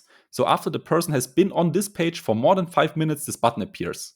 And you should set it up in a way that this CTA button appears right when the pitch in the video starts. So if your pitch in a video where you pitch the phone call starts at 8 minutes in, you set the button up in a way that the button appears also 8 minutes in. So this button should appear when the pitch starts in the video. That's like a rule of thumb. A lot of people use it like this and it works great. And then in the VSL, in the sales video, we pitch the call. We pitch them to book a call with us. And here, most people use Calendly. It's a software, Calendly. It works really well. And it's just a call scheduling software, and it works really well. And here we can set up a few questions. You have probably used Calendly before, so you know this, but we have like a form. We can implement a little form the person has to fill out before they're able to book a call with us. And in this little form, we want to have a few questions to qualify the person. We want to make sure we only get on phone calls with qualified people. So we have to have a little bit information about the person to determine if he's qualified or not. So ask a few questions to qualify the person, then ask a few questions in this form to find pain points. And you don't have to ask a few questions. One is also enough. And then you should also activate the email and text reminders. In Calendly, you can activate the email and text reminders, and this just means that the person that has booked a call with you gets reminded of these calls via email and text. And this just increases the show-up rate, like the rate that the booked calls actually show up. And this is how the thank you page looks like. It's just a small little headline. Thanks for booking, watch this video. And in the video, you're going to explain how this call is going to work. You will give them all the necessary information and how the call is going to go down. Also state your rules. What rules do you have? Make sure to tell them that they should be on point, like you shouldn't have to wait for them. They should be in their room. It should be quiet. They should be able to concentrate. Maybe they should already prepare some questions for you. And maybe they should have a notepad and a pen near them. So state your rules. They should definitely be on point, not late. And they should be in a quiet room where they're able to concentrate. That's really important. And then show them results and make them hyped. A lot of people have the problem that people will book calls but not actually show up for the calls. That's a big problem most people have.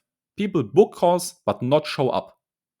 And the easiest and most logical way to make the people actually show up is just to make them hyped about it. If the person actually wants to take this call, they will, of course, actually show up.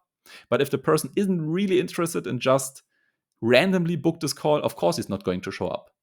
So the easiest way to make them actually show up is making them looking forward to the call. They should actually be looking forward to having this call with you, and then they're also going to show up. And you can use this video on the thank you page to like pre-sell them a little bit and make them hyped about the call, make them look forward to it. And these are the emails. We have a welcome email. That's just a generic welcome email after they've opted in, and then followed by a pitch and another pitch. And both of these pitches are linking to the call booking page. So we just welcome them. Hey, thanks for opting in. Cool that you're interested in this topic. And then after some time, we send an automated email with a pitch to our call booking page. And then again, after some time, another pitch to our call booking page. And keep an eye out for the open rate. If your open rate gets too low, maybe Gmail or like the email providers stop delivering your emails to the primary inbox. So keep an eye out for that. And the email should stay super simple. Don't overcomplicate it. We always start simple and then optimize. And now you should have a general overview of how the webinar, the automated webinar funnel looks like, and should have a more detailed overview of how the VSL call funnel looks like. And I'm pretty sure most of you are going to sell high ticket with a VSL call funnel, and that's why we've gone in more detail here. Welcome to part 10 of the full no bullshit YouTube ads course. And this time we're talking about the market, product, and customer research. And market research is absolutely crucial in order to know what the target audience, what your customers really want and need to hear. This is absolutely crucial. You really need it. You can't skip this step. I know most of you would probably want to skip the step because market research is honestly not that sexy. It's not really interesting, but it's so incredibly important you don't even understand it. So definitely do your market research, do your product research, do your customer research, because only then you know what your customers need to hear in order to buy and what they really want in order for our product and our funnel to really speak to them. And here are a few ways to do market research. These are just a few random ways I've figured out over the last few years, and maybe they help you. Join forums, groups, and communities. That's pretty obvious. Read all books and articles in your niche, in your topic, in your market. Watch all videos on YouTube about similar products, about your customers, about your niche, about your market. Research all different products in your niche, like from competitors. And then research different products sold to the same audience. They don't really have to be in the same niche, but if the products are sold to the same audience you're also selling to, that still can be super interesting. And look at the reviews of other products in your niche. That's so important because at the reviews you see what the people liked about it and what the people didn't like about it. And you can just also do the stuff they liked and you can avoid the stuff they didn't like. And then you instantly have a better product, a better message, and you're better catering to this audience. So looking at products from competitors and then looking at the reviews is super important. And then talk to people in your niche, talk to your target audience, talk to your ideal customer profile, and talk to other people also selling in your niche, because maybe they will share some insights with you. So these are my favorite ways to do market research and just gather more information. And if you're in the groups and if you're in the forums and if you're in the communities, don't just like participate in a group chat, that's okay, but also go in the private messages. That's where the most valuable information comes from, in my opinion, in my experience. So also go in the direct messages with the people in the forums and the groups. And what are we even trying to find out? What are we trying to find out with this research? We're trying to find out what result they truly want, because we need it for a funnel. What do they truly want? What keeps them awake at night? And what do they hate? What are deal breakers? Because we want to avoid those. So we first of all have to know what the deal breakers are in order for us to be able to avoid those. And what are the biggest pain points in their lives? We need this for the funnel. I've talked about it. We have to hit on 3 different pain points. But if we don't know what these pain points are, we can't do it. So we have to find their biggest pain points out. And then what is most important to them? If they have a problem and they are looking for a solution, what is most important to them? Is it most important that it's easy? Is it most important that it's cheap? Is it most important that it's fast? Is it most important that it's reliable? This is important so we know what beliefs we have to plant in them. I've talked about it. We have to give them 3 pain points and then either 3 new beliefs or 6 new beliefs.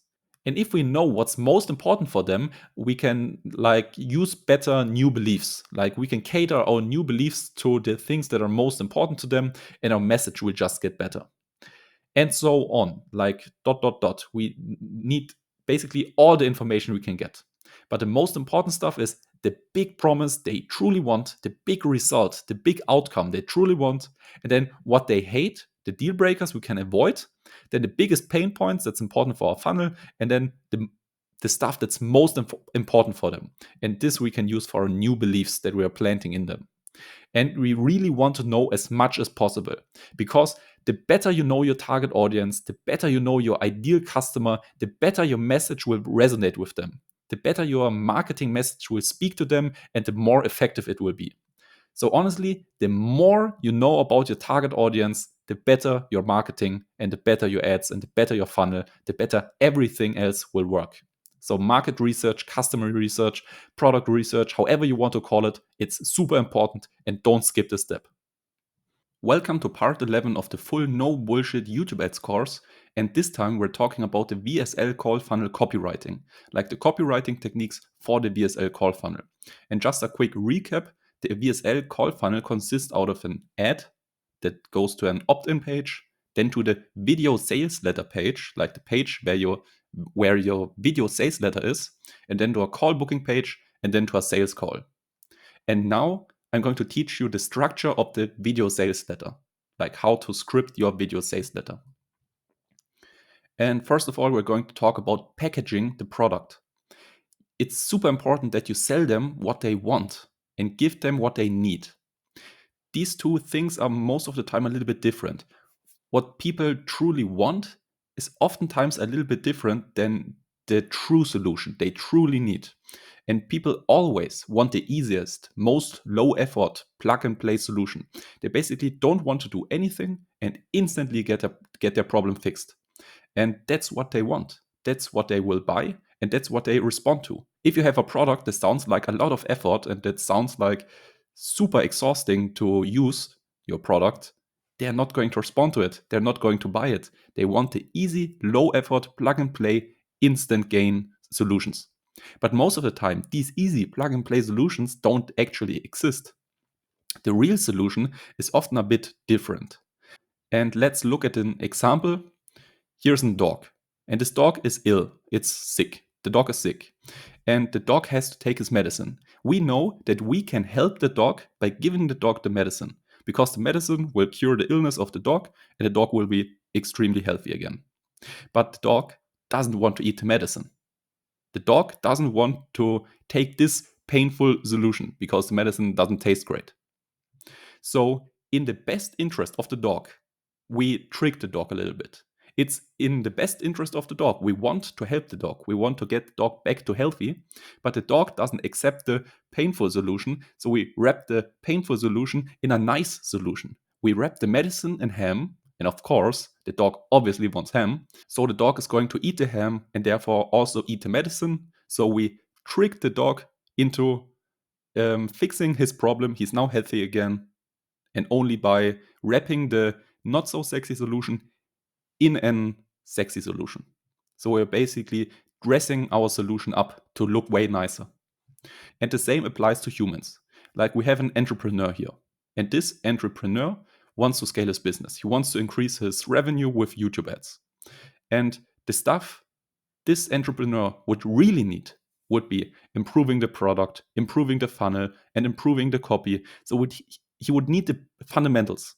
The solution to his problem, increasing his revenue, would be to focus on the fundamentals. But that's not sexy. Nobody wants that. It doesn't sound great. It sounds like lots of effort. It's not fun. Nobody wants to hear this. So we have to wrap it inside of something sexy. We have to dress it up. We have to make our solution look way nicer. It has to look way more interesting. So we dress the fundamentals up in secret targeting, keyword loophole, instant success, new ad script hack. We use like these catchphrases to hook them. And this is basically our ham. These are like the shiny objects, the stuff that makes them interested. These are like the catchphrases. And the person obviously wants to know the secret targeting. And the person obviously wants the keyword loophole and the instant success and the new ad script hack. That's what we are giving him. That's what we are promising him. And we're also giving him the stuff, but we're also giving him the stuff he truly needs, like the improving of the product, the fundamentals, the funnel, the copy. So the person is going to get the ham, the stuff he wanted, but he's also going to get the medicine.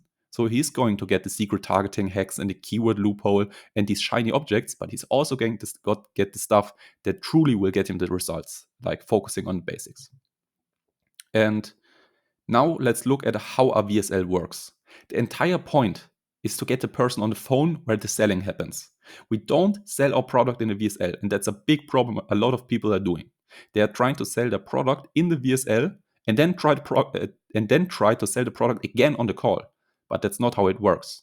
The entire point of the VSL is to get the person on the phone and only to get them on the phone.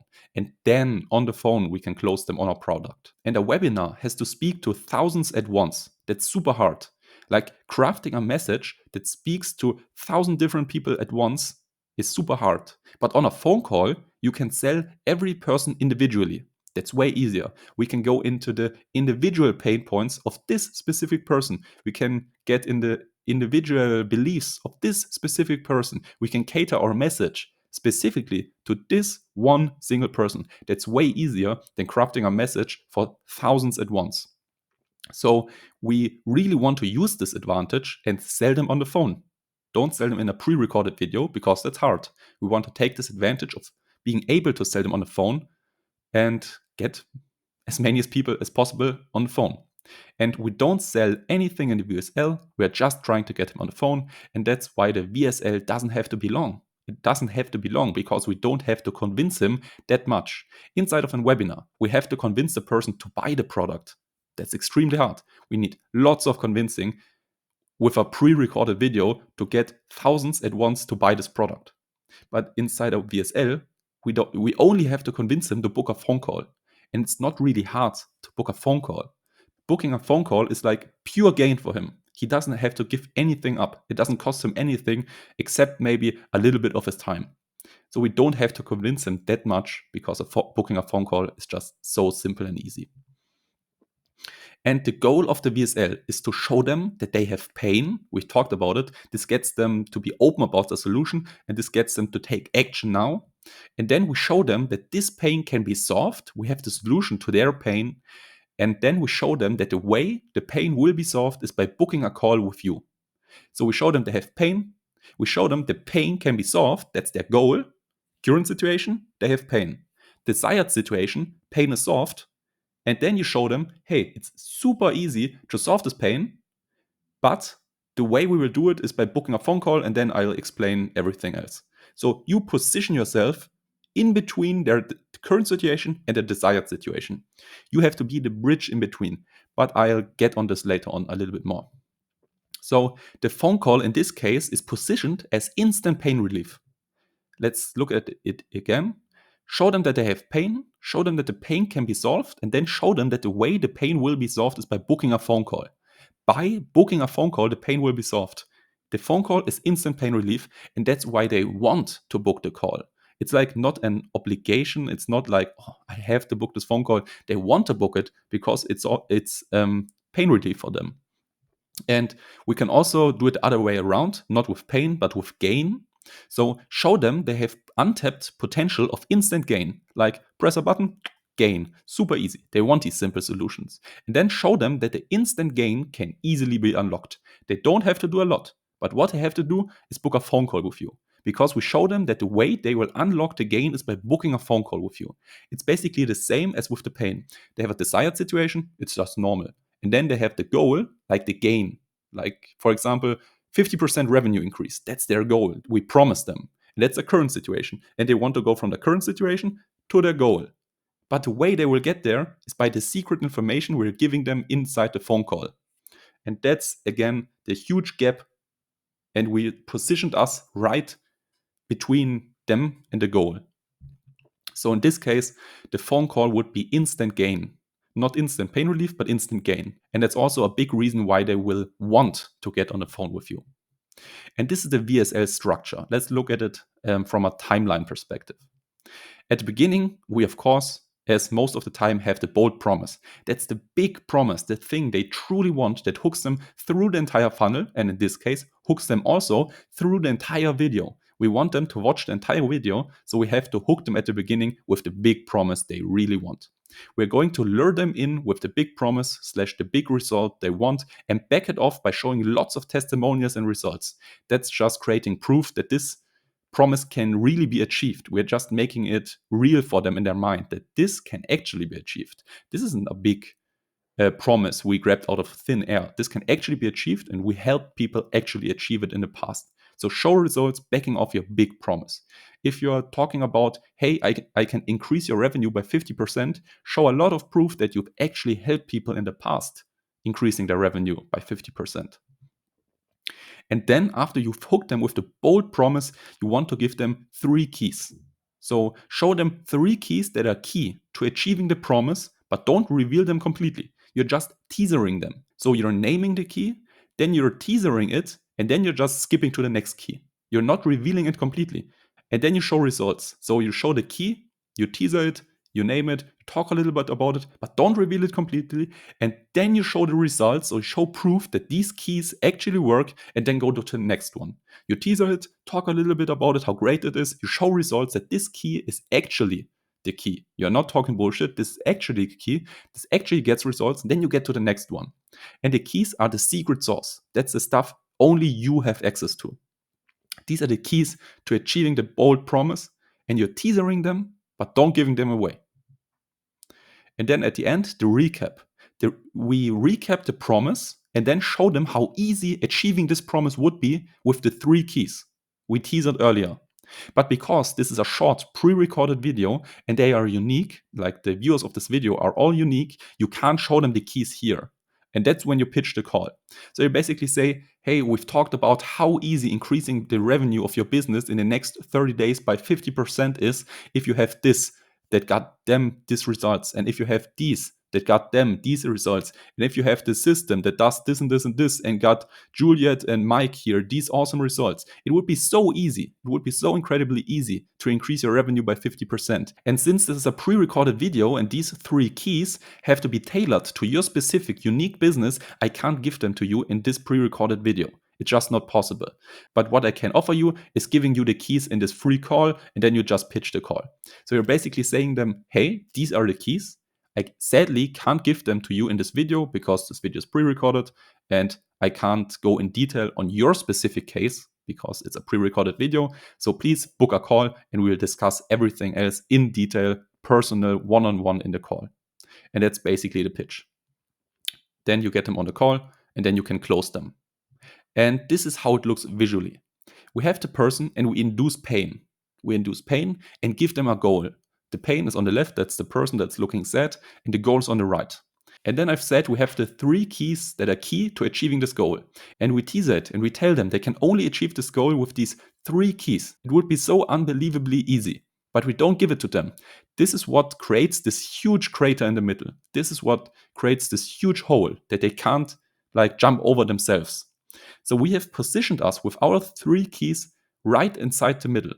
And basically booking a phone call with us is getting the bridge to their goal. So we are basically right in between their current situation and their desired situation, their goal, and booking the phone call with us is the bridge that crosses this gap. Because we have the secret 3 keys that we are going to tell them on the phone call. I hope I didn't explain it too complicated, but I'm sure you understood it.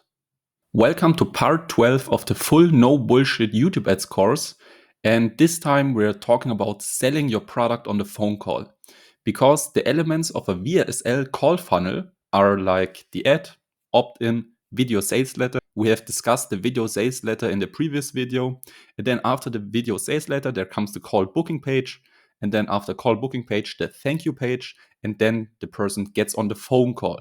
And this time we will talk about how to sell your product on this phone call. And I sadly can't teach you everything. Selling, like sales in general, that's a huge topic. I can't cover everything in this short video. So basically, if you're completely new to selling, if you're a complete beginner, try reading the book Spin Selling or the book Ultimate Sales Machine, or ideally both books. Then you should have a good understanding on how sales work. So try reading those 2 books. And the big thing you have to understand, the thing that makes sales easy is your product. It's not necessarily your sales skills. Yes, sales skills obviously matter too, but the thing The most important thing to make sales easy is your product. And people either spend money to avoid massive, easily avoidable pain, or they spend money to get instant, low effort, plug and play gains. So these are two things people spend money on: easily avoidable pain or easily achievable gain. Like both instant and both super easy, low effort. And if your product isn't in one of those two categories, if your product isn't easily solving pain or easily giving the person gain, like really low effort, plug and play, it instantly works. You press a button, it works. Super simple. If your product isn't in one of those categories, you will generally have a hard time. Your product has to seem sexy and it has to fit the customer's wants and needs. Your product / your offer is the key to making sales easy. You have to understand it. If your sales calls are not performing like you want them to perform, and if your close rate is super low, it may not be your sales skills. Maybe you're really great at sales, but your product is just super bad. So keep that in mind. And now there's the structure of the call. The first thing we have to do is make them realize they have a problem. It's super important. We've talked about it a lot because digging into the pain and like digging into the problems makes them realize they have to take action now. And then we go into the pain and the gain. So diagnose the pain or the problem accurately and make it even stronger by attaching it to tangible outcomes. So don't only say, hey, you're losing revenue right now. Say how much revenue they're losing right now this month, and then like calculate it up to a year, how much revenue they're losing per year. So make it really tangible and like really painful. Like not just briefly mention the pain. Make the pain like really accurate. And also show tangible gains when the problem is fixed. So don't only tell the person, hey, you're losing money. Tell them you're losing money. You're losing this much this month and this much this year. And if we just simply fix this, your business would be so much better. And then we show them the instant gain that they would have if the problem is fixed. And then at the end, we give them an easy way out. Now they should be in real pain. They should know they have a big problem and this problem is only going to get worse. But if they fix this problem, their life would be so much better. And now we give them the solution to fix this problem. We are giving them an easy way out of the pain or an easy way to avoid the pain. And that's a simple call structure. That's just the fundamentals, how sales on a phone call works. And then at the end, the person is going to buy. And who will do the calls? Like either you could close yourself or you could hire a closer. But closing yourself is often better at the beginning since you know the niche and the audience inside out. I mean, you are the person that has done the market research, the product research, the customer research. You know the customer's true wants and needs. You know what they want to hear. You know what's important to them. You know their biggest pain points, their biggest problem, what keeps them awake at night. You know everything. So of course, it's better for you to be selling because you have way more knowledge about the market, the niche, and the target audience. And also, you are the CEO of the company. You are the person they trust and know. You are the person that has lured them into the funnel. You're the person they have been looking at for the past few minutes in the VSL. So if they're talking to you, they will instantly trust you more than if they're talking to a random salesperson. And if you don't want to do the sales yourself, or if you've already done the sales yourself in the past and now need a closer because you have too many calls, you could hire a closer, but there are a few important things you have to keep in mind. The less closers, the better, because training salespeople is hard. You ideally want to have only one salesperson that is extremely great. It's better to have a few salesperson that are super good instead of multiple salesperson that are mediocre. Because if you only have one salesperson, you only have to train one salesperson, and it's super easy. But if you have 20 salesperson, try training 20 salesperson. That's basically impossible. It's such a hard task. So ideally, you want as less closers as possible, but these closers should be as good as possible. And the closer should only sell for you. The closer can't sell for multiple companies at once.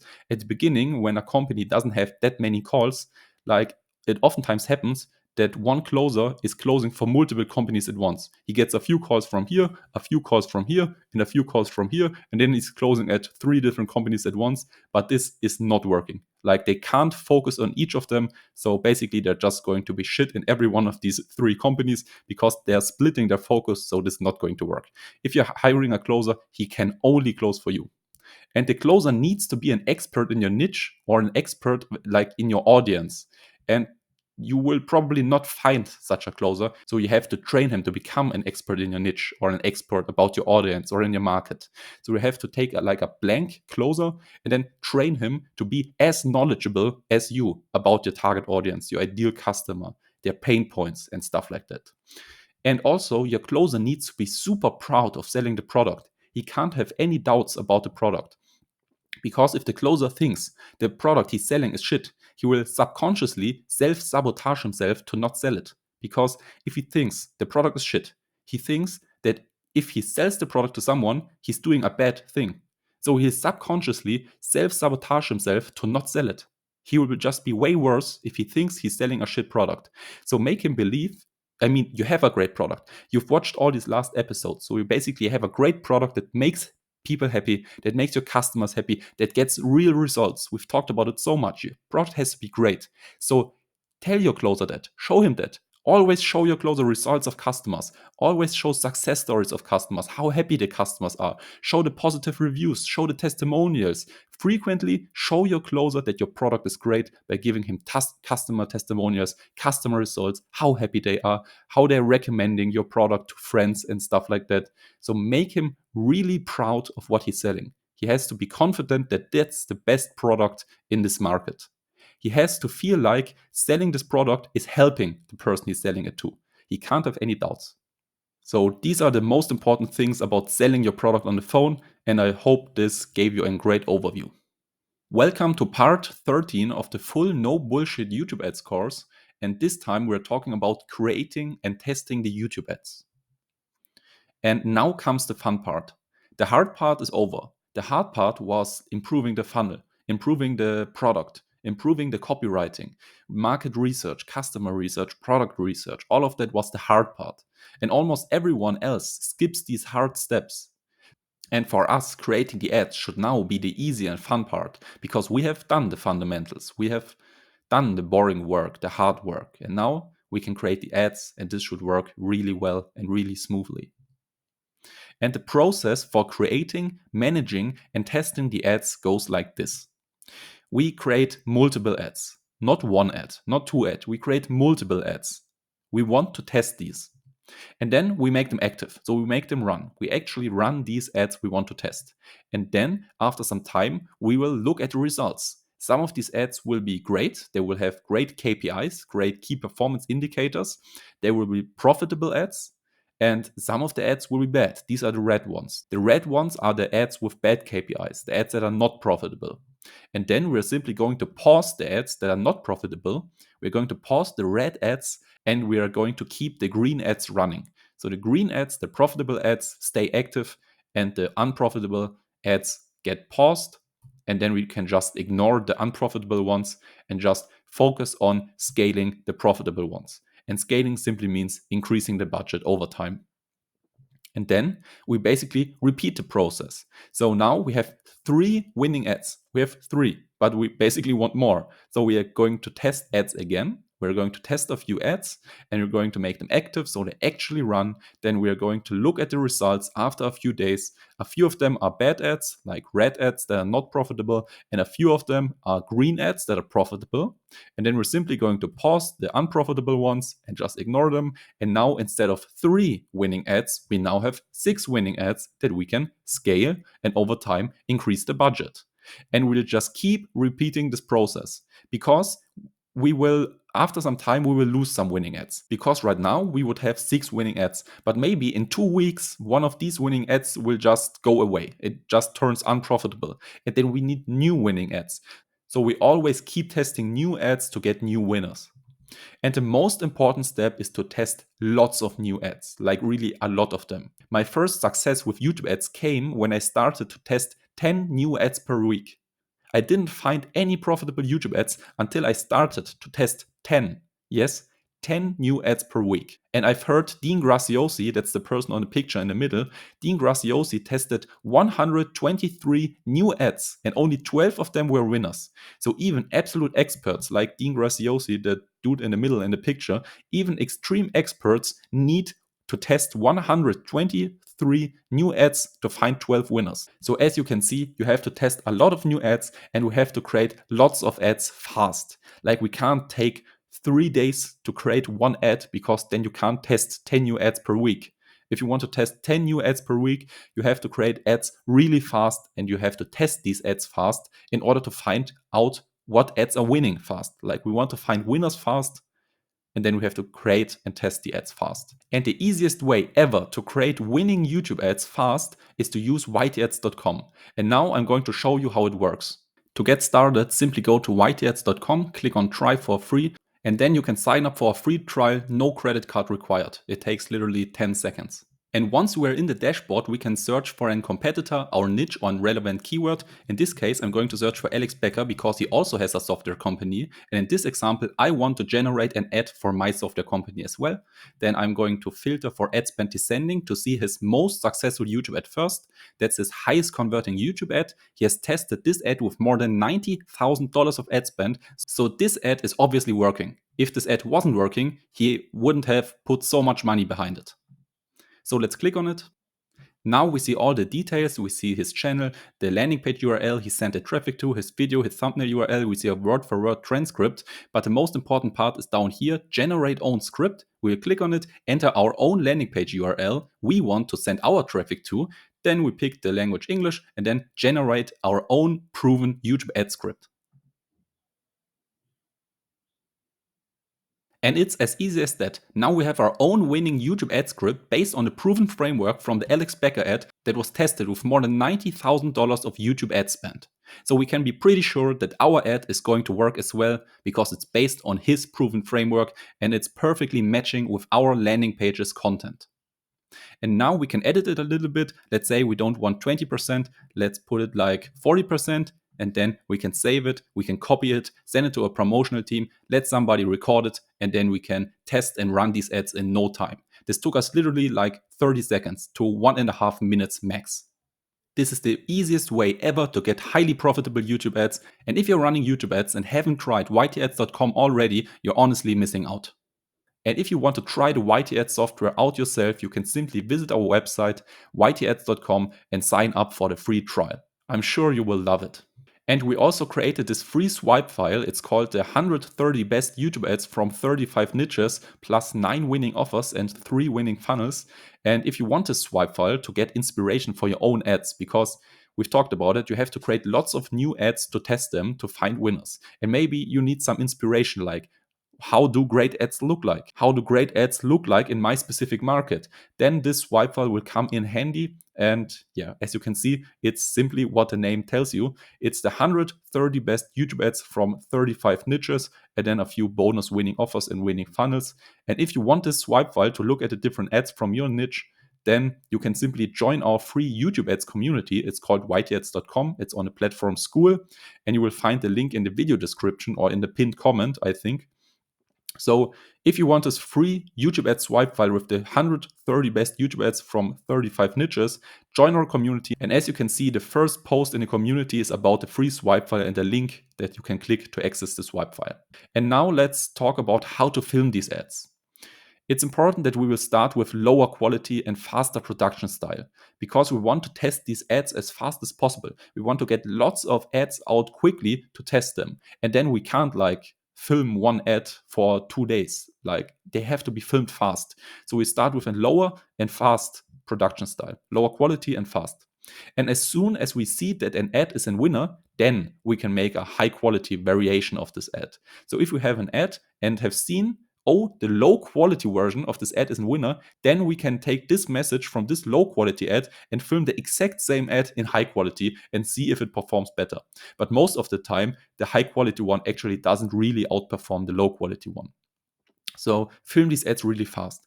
And filming the ads selfie style with an iPhone is most of the time okay. Like in most markets, it's completely okay to film the ads just simply with an iPhone selfie style because the camera is totally fine.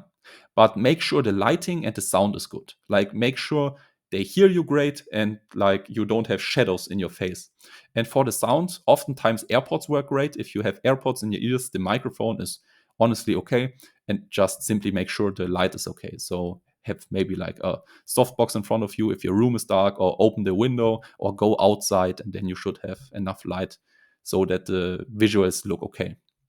And make sure that your ads look like your target audience expects them to look like. If you're having an extreme B2C offer, like to consumers, then more personal, more informal, more fun, more happy, with more jokes is probably how they expect advertisements to look like. But if you're selling completely hardcore B2B to extreme entrepreneurs, then they're probably expecting you to wear a suit. And then they're probably expecting you to have a Rolex. And then they're probably expecting you to stand in your office. So make sure your ads visually look like your target audience expects them to look like, so that it matches. There can't be a mismatch.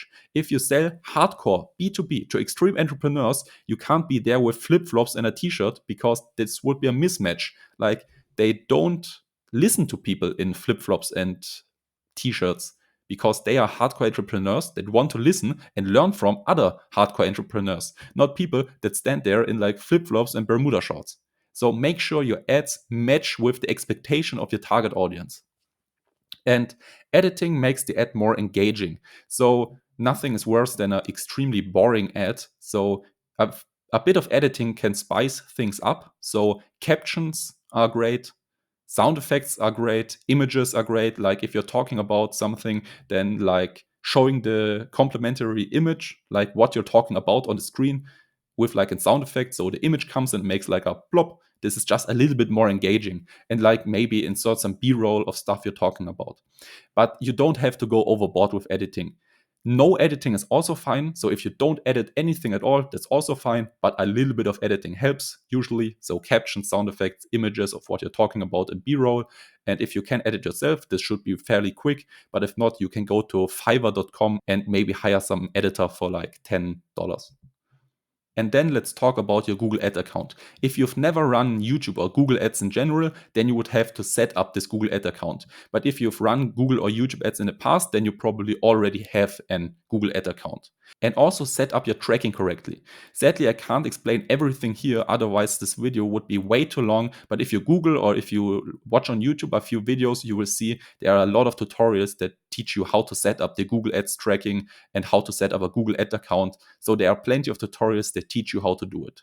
So if you already have a Google Ad account and already set up your tracking correctly, that's great. And if you don't, just after you have finished this full entire YouTube Ads course, like search up a tutorial that teaches you how to set up a Google Ad account and set up the tracking correctly inside your funnel.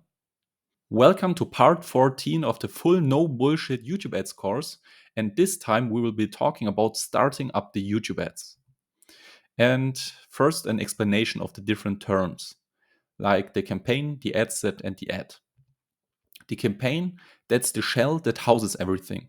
So here you set the budget, and the campaign contains the ad set. And one campaign can contain multiple ad sets.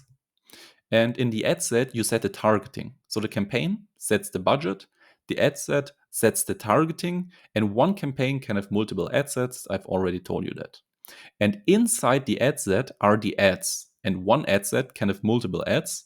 And the ad is obviously the ad itself. So you can have one ad set that has multiple ads in it. And these are the different terms. You have to know what these mean. And we have two structures on how we set up campaigns. Two structures. One structure looks like this. One campaign, one ad set, and multiple ads inside this one ad set. And then the other way we can set up a campaign is one campaign, one ad set, one ad. And the big difference between these two campaign structures is the campaign on the left is more convenient. It's just faster to set up. It's faster to set up one campaign with 4 ads than it is to set up 4 campaigns with just each time one ad.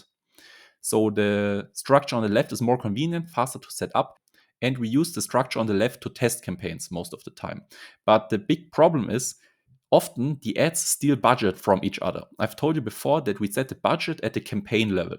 So we set like $50 per campaign, and these $50 get like split between these 4 ads, but it doesn't get split evenly. So Google decides which ad gets how much of the budget. So it can happen that one ad gets like 90% of the budget, and the remaining 3 ads then have to share like 10% of the budget. So it can happen that these ads cannibalize each other and steal budget from each other, and then they don't really have a fair chance. They would only have a fair chance if each of these ads got 25%, but it's not how it works. So sometimes one ad gets the majority of the budget and the rest of the ads gets basically nothing, and that's bad. And that's when we use the campaign on the right. One campaign, one ad set, one ad. And here we have full control over the ad budget. Because I've told you, we set the budget at the campaign level, like $50 per campaign. And if this campaign is one ad set and this one ad set only has one ad, these $50 have to go to this ad. Like there's no way the $50 can be spent on another ad. So here we are sure that this one ad is going to get the full budget. But the disadvantage is it's obviously a little bit more time consuming to set up an entire campaign just for one ad.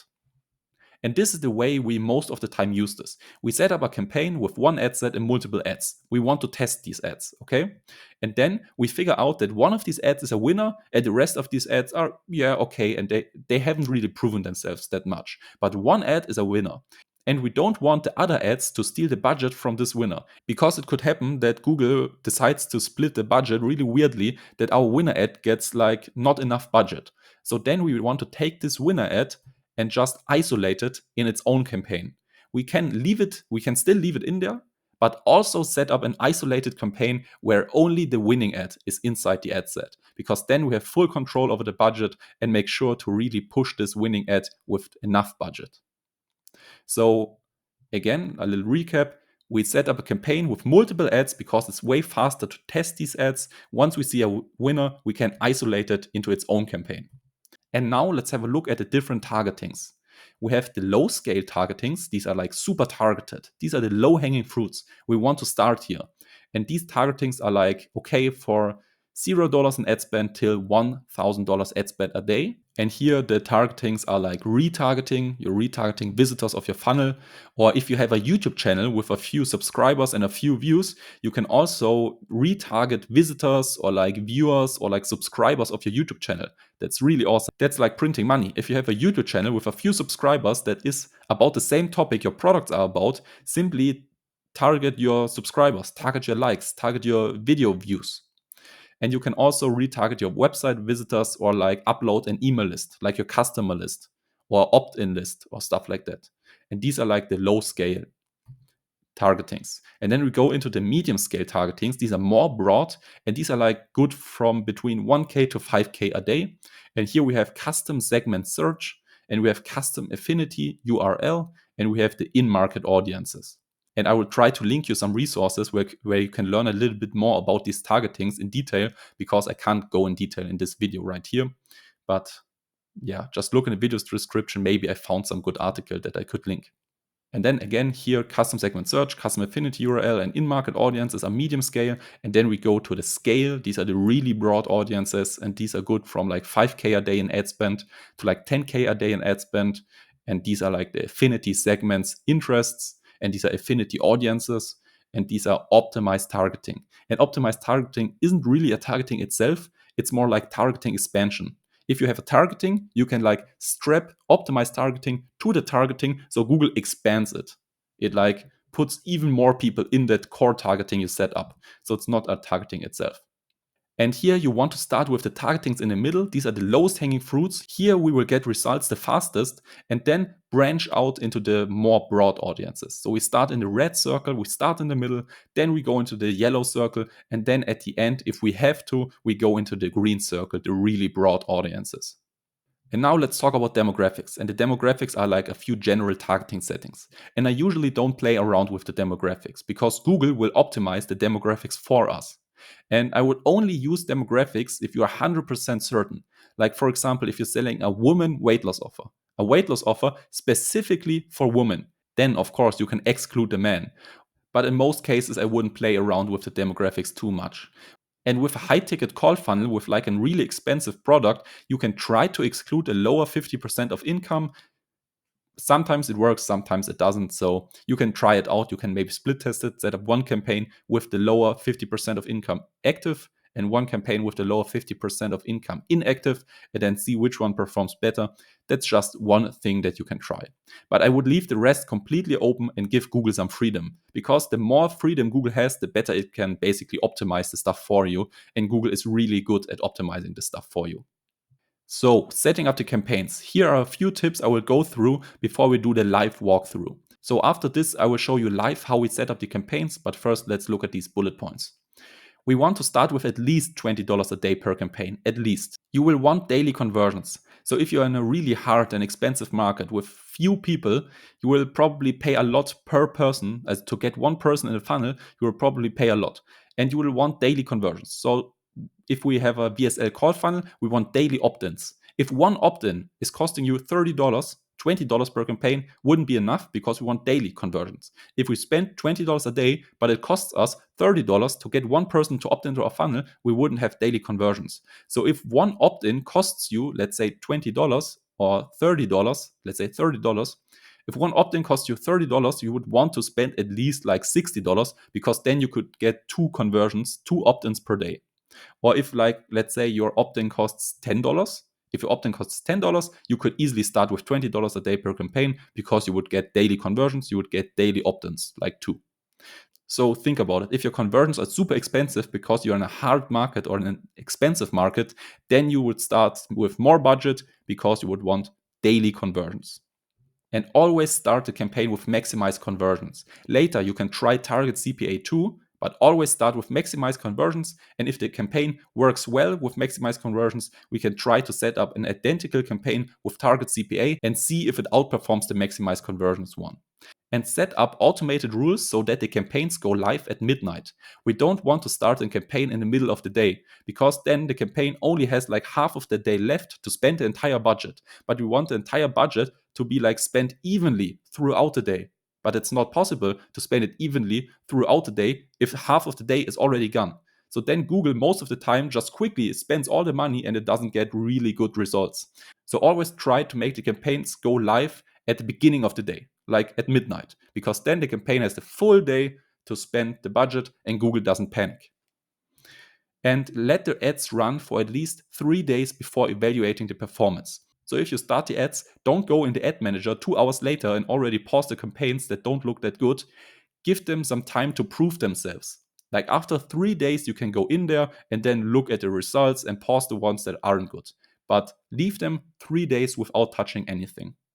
And with a call funnel, you can increase the daily budget by 20% for every high ticket close. So if you have a call funnel and like run the ads and then get a close, you can increase the ad budget by 20%. And then you get another close, increase it again by 20%. And you get another close, then again increase it by 20%. And that's how we scale the ad budget. And don't forget to set up your retargeting audiences early. Depending on your retargeting strategy, you would want to set up these campaigns early so they have time to populate and like gather the data. And now let's look at a live walkthrough how I would set up the YouTube ads campaigns. So now I will give you a quick walkthrough on how to create the campaigns. We click on new campaign and I will try to make this as quick as possible. We go to leads and then yes, continue. We want video, continue. That's the name of our campaign. It's not that important how you name your campaign. It should just be organized for you. Here you enter in the location you want the ads to run. In my case, it's Germany, Austria, and Switzerland. In your case, it's probably USA, Canada, and I don't know, every English-speaking country, probably. So in my case, I want to reach German-speaking people, but in your case, you should probably be selecting English-speaking people. The bidding strategy is always at the beginning, always maximize conversions, and later on we can try target CPA as well, but at the beginning, always conversions. Maximize conversions. And then for the budget, we want a daily budget and at least $20 per campaign. But we've talked about it already. We want daily conversions. So depending how expensive your conversions are, you have to increase the budget maybe a little bit. If today is the 11th, then we want to start the ads tomorrow because we always want the ads to start at a fresh day. If we start the ads in the middle of the day, there's only like 12 hours left and Google has to spend the entire budget in like half a day. That's why we want to start the ads at a fresh day. So the ads have 24 hours to spend the budget and then Google can make like way smarter decisions. Because if there are only a few hours left in the day and Google still has the entire budget, it will just waste it, basically. So always start them at the morning the next day. And here we can't really change anything.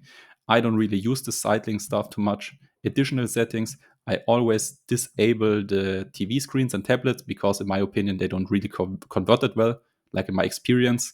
Frequency capping, I don't play around with it. I just let Google decide it. Ad schedule, I don't care. Third-party measurements, I don't really care as well. And video enhancement, I have always turned that off. Ad group name, I always use a name that reminds me of the targeting.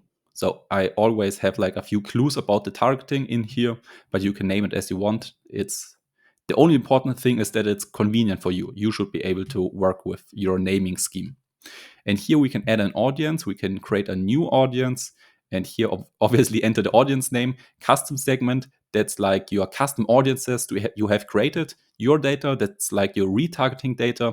And here are a few already created targetings that you can use, like apparel, accessories, shoppers, or we can browse some here, live events. So job change, marriage. So we can just select a few targetings. You see a little bit of info here. And like let's take men's apparel, and then we can exclude like our retargeting stuff, but that's not that important, honestly. And then the demographics, we've already talked about it, don't change too much here. I just leave everything as it is, and maybe if you're 100% sure, you can turn them off. Like for example, we already had the example, if you are selling a weight loss offer exclusively for women, of course, you can turn off the males and the unknowns and only run the ads to the females. But I would only do this if you're 100% certain. And I would always leave this open as well, because Google can decide this way better.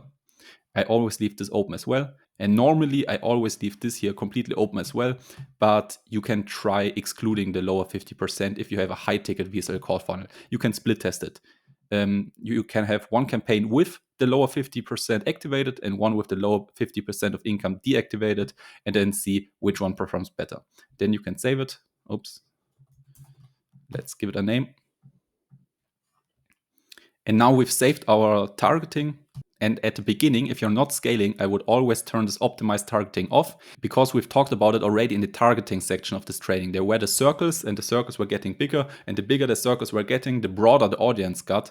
And this was like one of the ultra scale audience stuff, because you activate this if you want your audience to get even bigger. But at the beginning, we wanted super targeted. So simply use the ultra targeted targeting options out of the red circle in the middle if you're just starting out. And advanced settings, here's not really that much to do. And now you can paste your YouTube ads link in here. I just copied a random video. But in your case, you should upload your video to your YouTube channel as an unlisted video, and then get this unlisted video URL of your ad from your YouTube channel and just paste it in here. And here you can paste in your landing page URL. In this case, I'm just going to take www.google.com. Here you can select a call to action and then a headline, but I think you already know what you're going to write in here. That's just basic copywriting.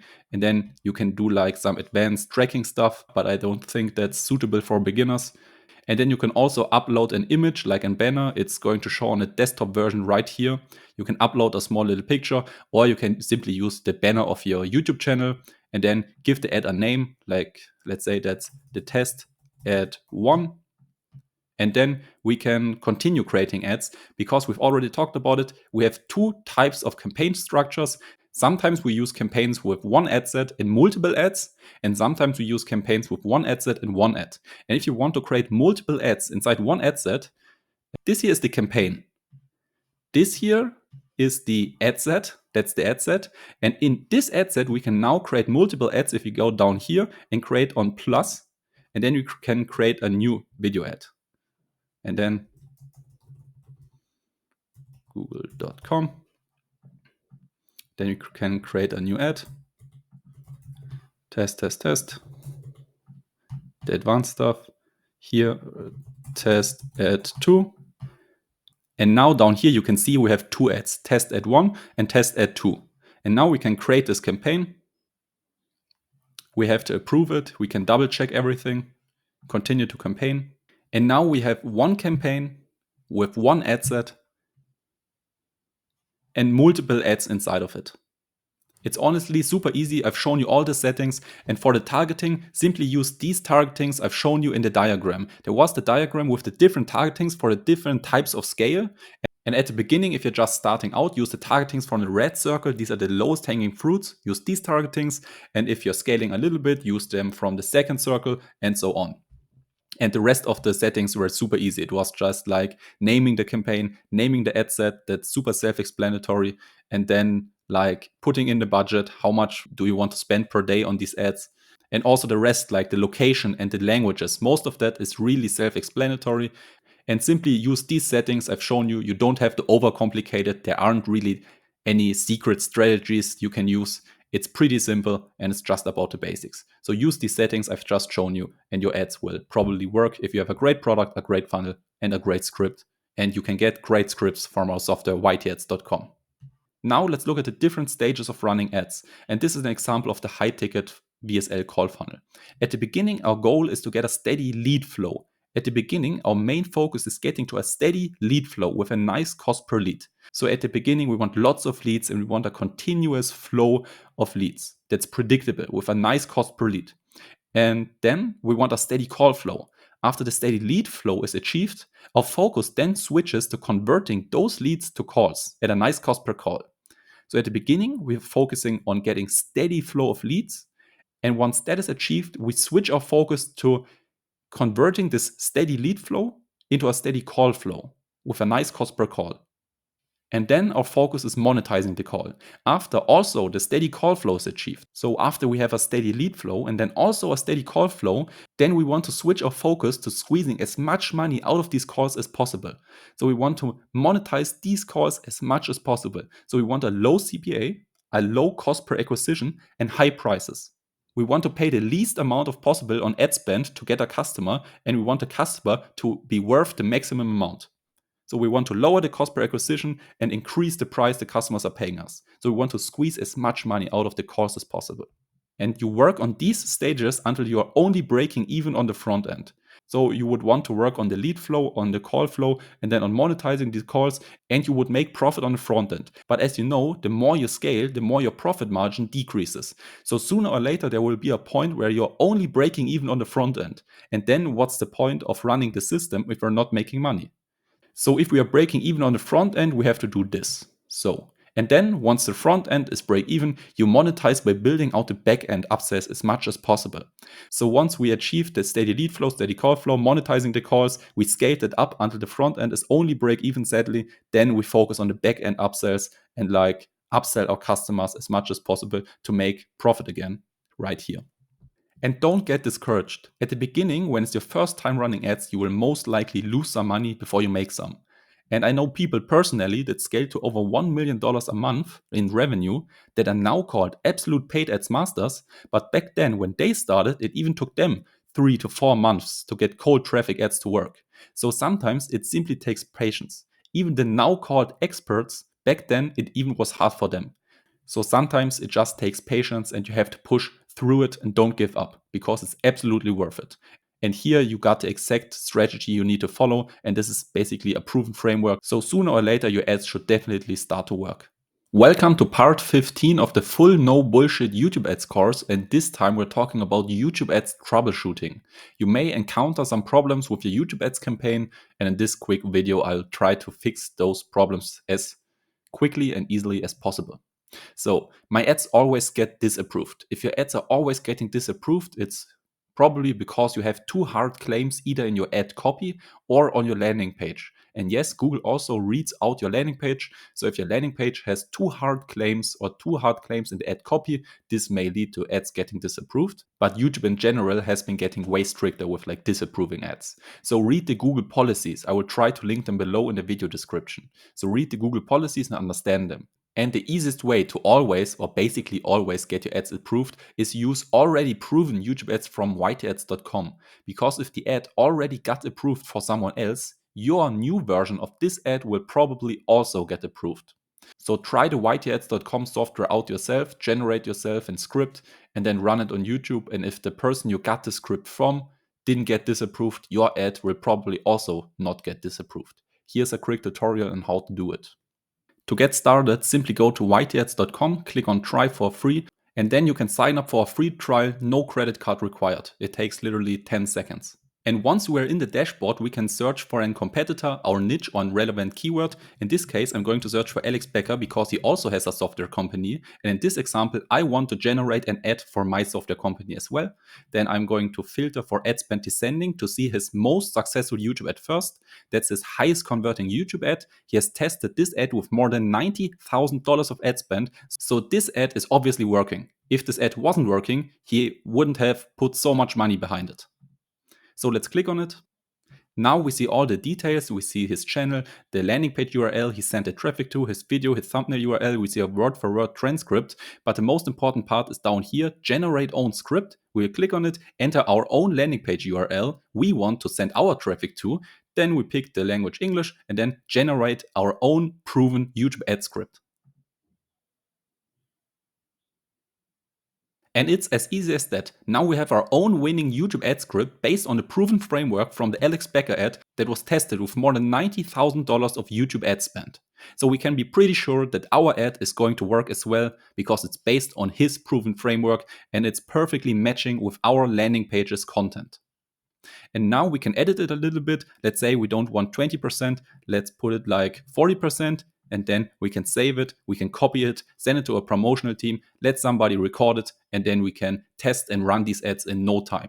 This took us literally like 30 seconds to 1.5 minutes max. This is the easiest way ever to get highly profitable YouTube ads. And if you're running YouTube ads and haven't tried ytads.com already, you're honestly missing out. And if all of these tips didn't work, you can also try putting a small disclaimer in your ad and at the bottom of the landing page. Just a small disclaimer that you can't promise results and so on. And then put it at the bottom of your video, just as a text at the bottom of your video and at the bottom of your landing page. And this might help. My ads are not spending the budget. Make sure you're waited for at least 48 hours. So wait 48 hours, and then if the problem is still there, make sure you're using the bidding type maximize conversion in your campaign, and also make sure that your ad even got approved. If it got disapproved, of course, it's not spending the budget. And make sure the audience is big enough. If your audience is super small, Google can't possibly spend your budget. And also make sure your budget is high enough. If you have a huge audience, but a really tiny budget, like Google will just not even try because it doesn't make sense, like using this tiny budget on this huge audience. So if you have a huge audience, also try increasing the budget and then the ads might start spending again. And if all of these tips didn't help, then try set up the campaign again with slight changes in targeting. So if everything didn't help, try to set up a new campaign and change the targeting a little bit. My ads aren't getting any clicks. Are the ads getting impressions? If not, if the ads aren't getting impressions, your ad might not even be actively running. So have a look if it even got approved. And if it is getting impressions but no clicks, then your ad is the problem. So if you're getting impressions but no clicks, your ad is the problem. The message of your ad is probably not good enough to make people click. And the solution is just to study great ads from ytads.com, look at how other successful advertisers are just scripting their ads and like take inspiration from them. Or you can also let ytads.com write some entire ad scripts for you that are basically already proven to work. So sign up for ytads.com free trial. This should solve this problem. My cost per click is too high. Same here. Your ad is probably not good enough. Study great ads from ytads.com and let ytads.com write some new ads for you that are just simply better. My click-through rate is too low. Same here again. Your ad is probably not good enough if your click-through rate is way too low. Study great ads from ytads.com, that's the simple solution, and let ytads.com write some proven YouTube ad scripts for you. My budget is not being spent fully. If your budget is not being spent fully, your audience might be too small. If you have a huge budget and a small audience, maybe that budget is just too big, like the audience is already served with your ads and there's just still budget left. So either use a more broad audience that's simply bigger or split that budget over multiple small ones. So don't take a huge budget to one small audience. You could take this huge budget and split it over multiple small audiences or just take one broader audience. It's just a little bit bigger. My CPM is too high. CPM stands for cost per mille, like the cost per 1,000 impressions. And if your CPM is too high, look at your CTR. Is your CTR, your click-through rate, and your cost per click okay?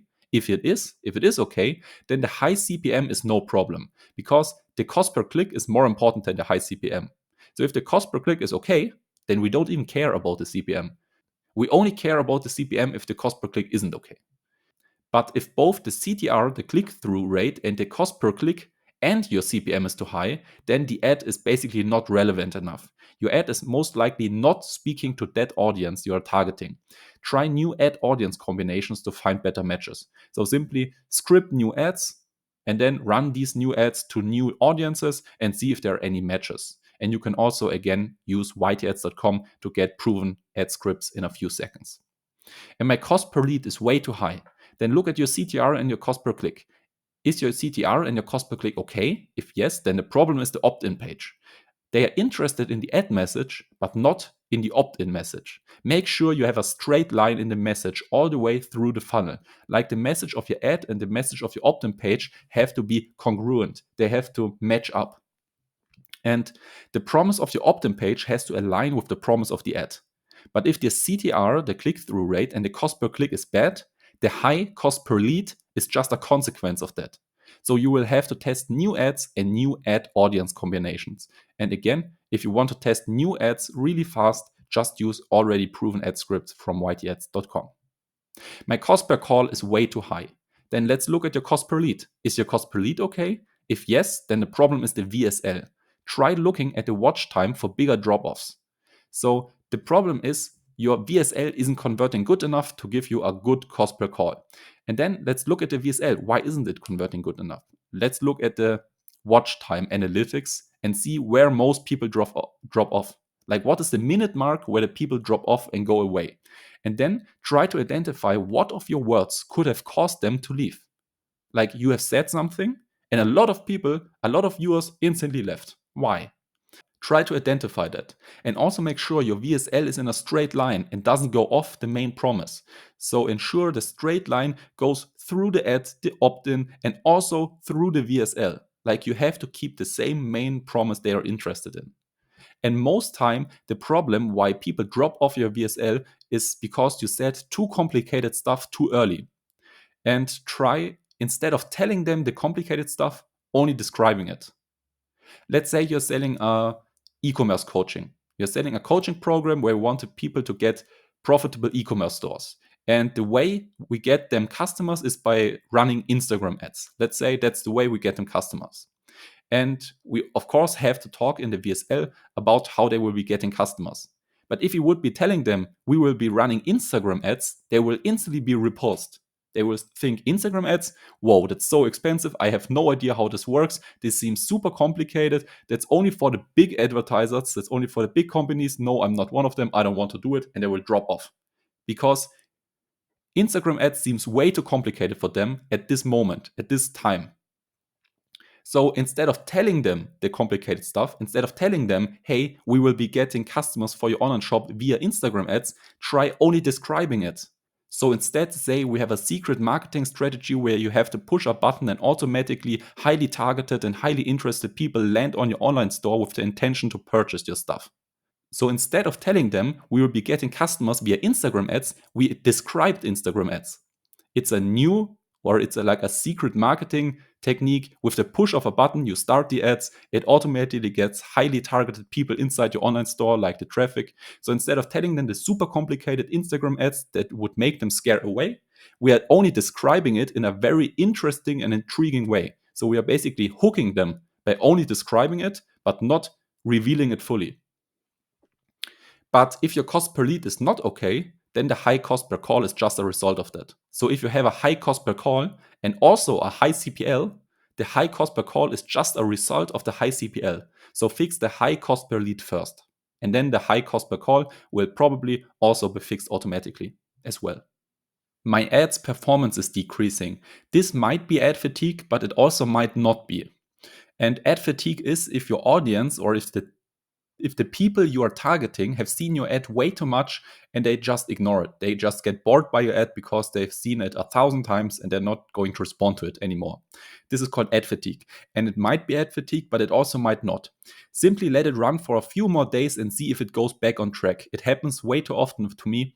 I see an ad that is decreasing in performance. I think it's ad fatigue, and normally I would instantly turn it off, but then I decide to let it run a few more days and then it just gets back on track and starts performing again.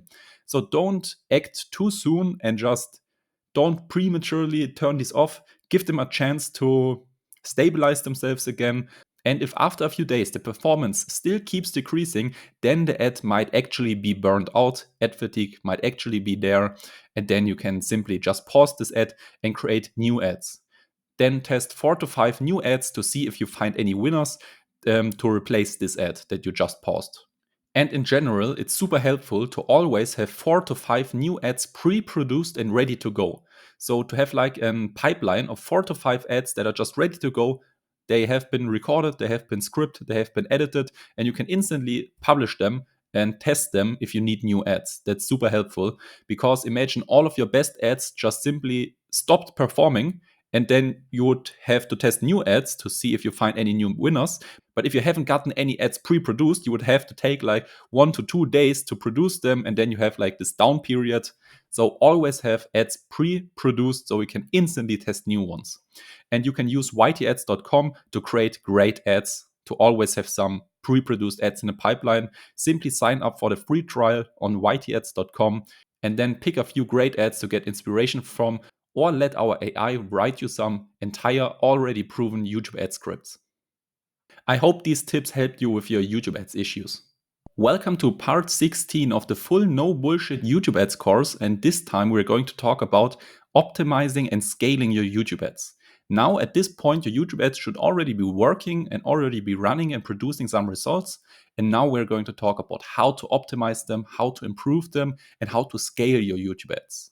And the important thing is we want to optimize before scaling. So now you should have your first ads running and seen some results. And now it's time to optimize everything before we are ready to scale. So we have to optimize before we are even ready for scaling the ads. We always optimize first. We don't want to pour water in a leaky bucket. If our bucket has holes, pouring more water into it won't help, because the water will just still flow out of the holes.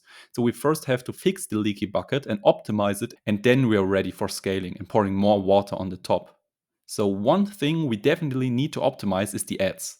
Test lots of new ads and variation of past winning ads to get higher CTR. We want to get a higher click-through rate and lower cost per click, lower CPC.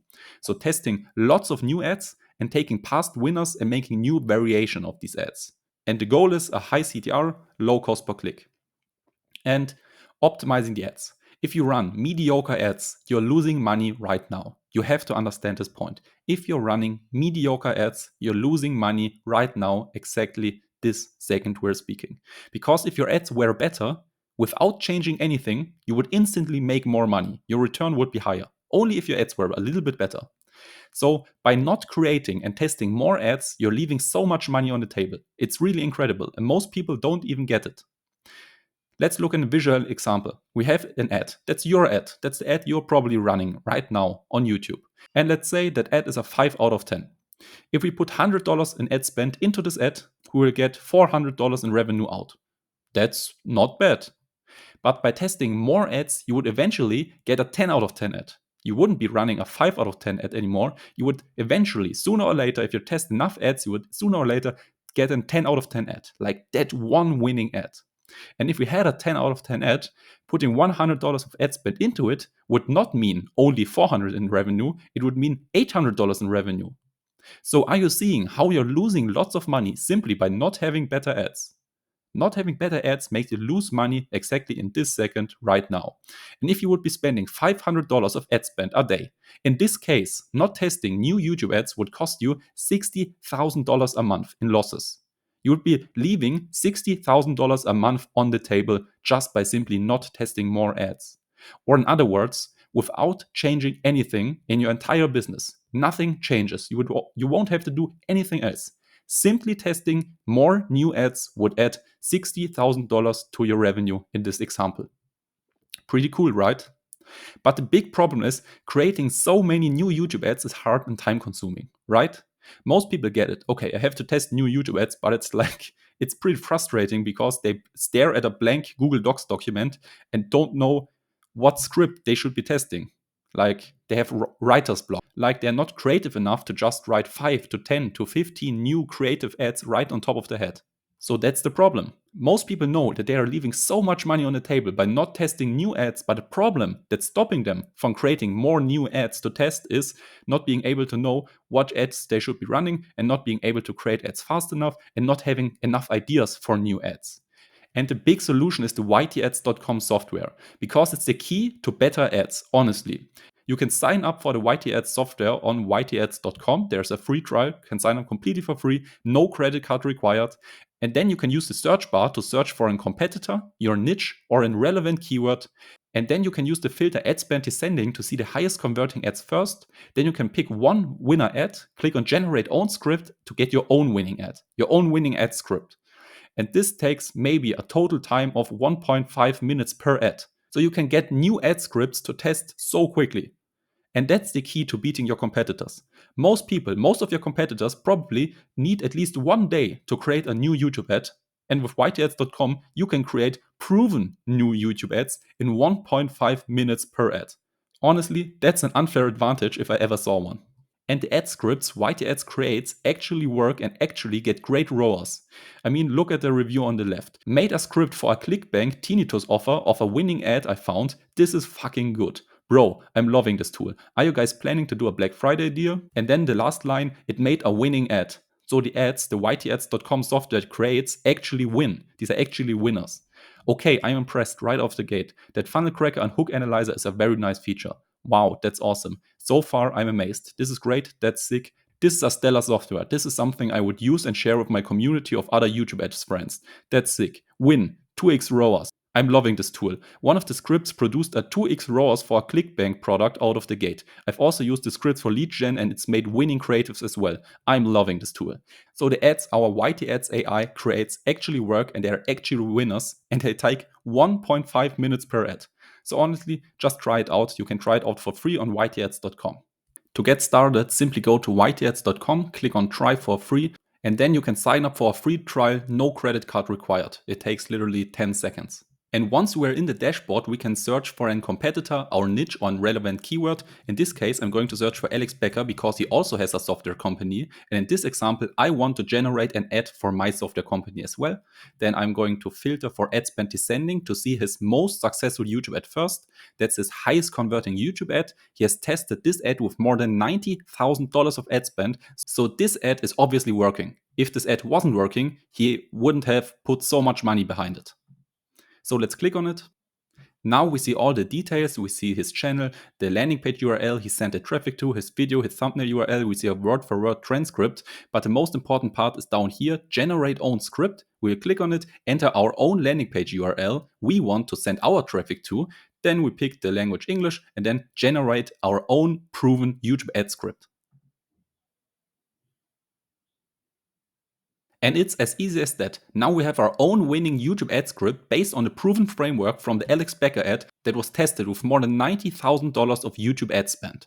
So we can be pretty sure that our ad is going to work as well because it's based on his proven framework and it's perfectly matching with our landing page's content. And now we can edit it a little bit. Let's say we don't want 20%. Let's put it like 40%. And then we can save it, we can copy it, send it to a promotional team, let somebody record it, and then we can test and run these ads in no time. This took us literally like 30 seconds to 1.5 minutes max. This is the easiest way ever to get highly profitable YouTube ads. And if you're running YouTube ads and haven't tried ytads.com already, you're honestly missing out. And now let's get to the next point. We've talked about optimizing the ads, and now let's optimize the opt-in. Because we should split test lots of opt-ins to get the opt-in rate up and the CPL, the cost per lead, down. Congruency between the messaging in the ad and the messaging of the opt-in is super important. That's basically the most important step to getting the opt-in rate up, is ensuring the congruency between the ad message and the opt-in message. If that's congruent, that's going to drive your opt-in rate up and the cost per lead down, and that's our goal. And the next step is optimizing the VSL. Try new VSL variations and try fixing the drop-off points by simplifying concepts, so not telling them the exact concept, only describing it, and rehooking the audience. The goal is to increase the booked call rate and bring the cost per call down. So more of the leads should book a call, and therefore the calls should get cheaper for you, which means you get more calls, more people to sell to. And then one of the most important steps in a VSL call funnel is training your closer. Training your closer on the product, on the niche, on the audience, on your ideal customer to get your close rate up and the cost per acquisition down. Also, make him more confident in what he's selling. So these are some day-to-day activities you can do to increase your close rate. Train your closer more on the product, give him more knowledge about the niche, more knowledge about your audience, tell him about the pain points, about the new beliefs that are missing, about the things that are most important for them. Just train him on the audience, and then this will automatically make him a better closer, which means your close rate gets up, more people buy, your cost per acquisition goes down, And also show him results of members so that your closer is confident in what he's selling. He has to be confident that the product he is selling is truly the best product in the market. And you achieve that by showing him customer results, positive reviews, testimonials, and so on. And then the last step you can optimize is optimize the price. Or better, increase the price. Try increase the price to make more money with the same effort. I mean, everything else in the funnel can stay the same. If you only increase the price, if you like doubled the price, you would double the entire business and double the entire revenue. If everything stayed the same, simply doubling the price would double the entire business. But of course, the conversion rates change a little bit if you increase the price, but you have to experiment a little bit. You have to find a sweet spot, like the spot where the price is the highest, but the people still buy at a really good rate. And you only find that by experimenting and testing. And another step at optimizing the entire sales process is like removing buying obstacles. Make buying as easy as possible. Every possible reason not to buy should be eliminated. And this goes for like the entire sales process. Every reason not to buy should be eliminated. Make it as easy as possible for them to buy. Like buying should be the next logical step. It should be super logical to buy. It should be stupid not to buy, honestly. And here are a few bullet points on scaling. Once everything is optimized, you can start to scale. But first, everything has to be optimized. And you can start to scale by increasing budgets. Simply use your current campaigns and up the budget. And you can also increase the number of campaigns you're running. So you have two ways of scaling. You can scale by keeping the same campaigns and just increasing the budget, or keeping the same campaigns and adding more campaigns to it. Or you can do both at once. More campaigns, more budget per campaign. And the big thing to remember is do more of what's already working. I mean, at this point, your ads should already work. So simply do more. If you have winning campaigns, get more winning campaigns. If you have a campaign that's really great, give it more budget. So simply take the stuff that's already working, that's already producing results, and get it to produce more results. Winning campaigns, more winning campaigns.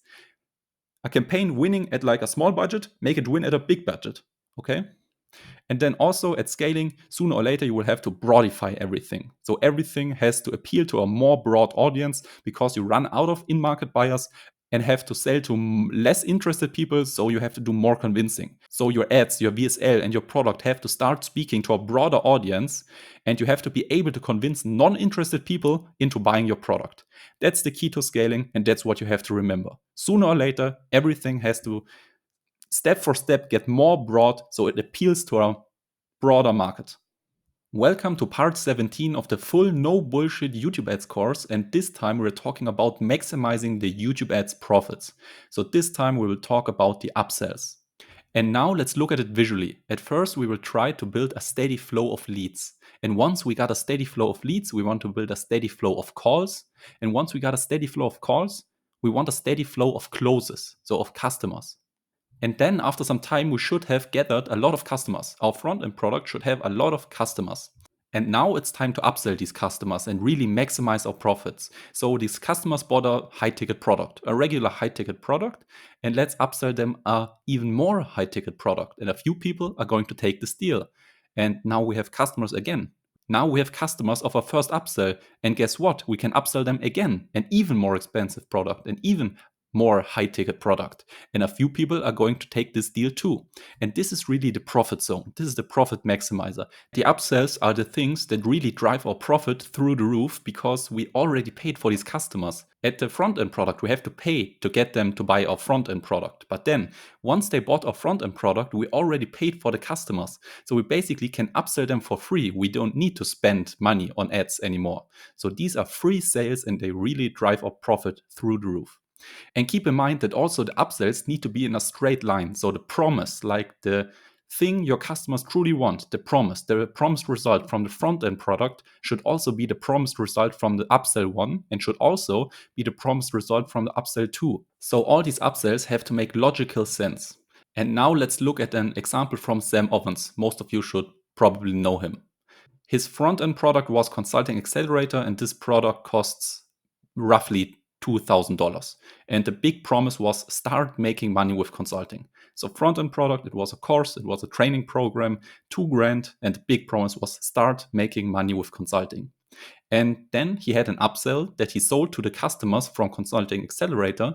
And that upsell was called Up-Level Consulting. And Up-Level Consulting costs $5,800. And the big promise was make even more money with consulting. Do you see how the big promise stays the same? At first, the big promise is start making money with consulting. Then it is make even more money with consulting. And then he upsold those people from upsell 1 to upsell 2. And this product was called the Quantum Mastermind. It was $36,000 per year. And the big promise was improve your consulting business and make 6 figures. Do you see how the promise of these upsells was in a straight line? At the beginning, he was promising them start making more money.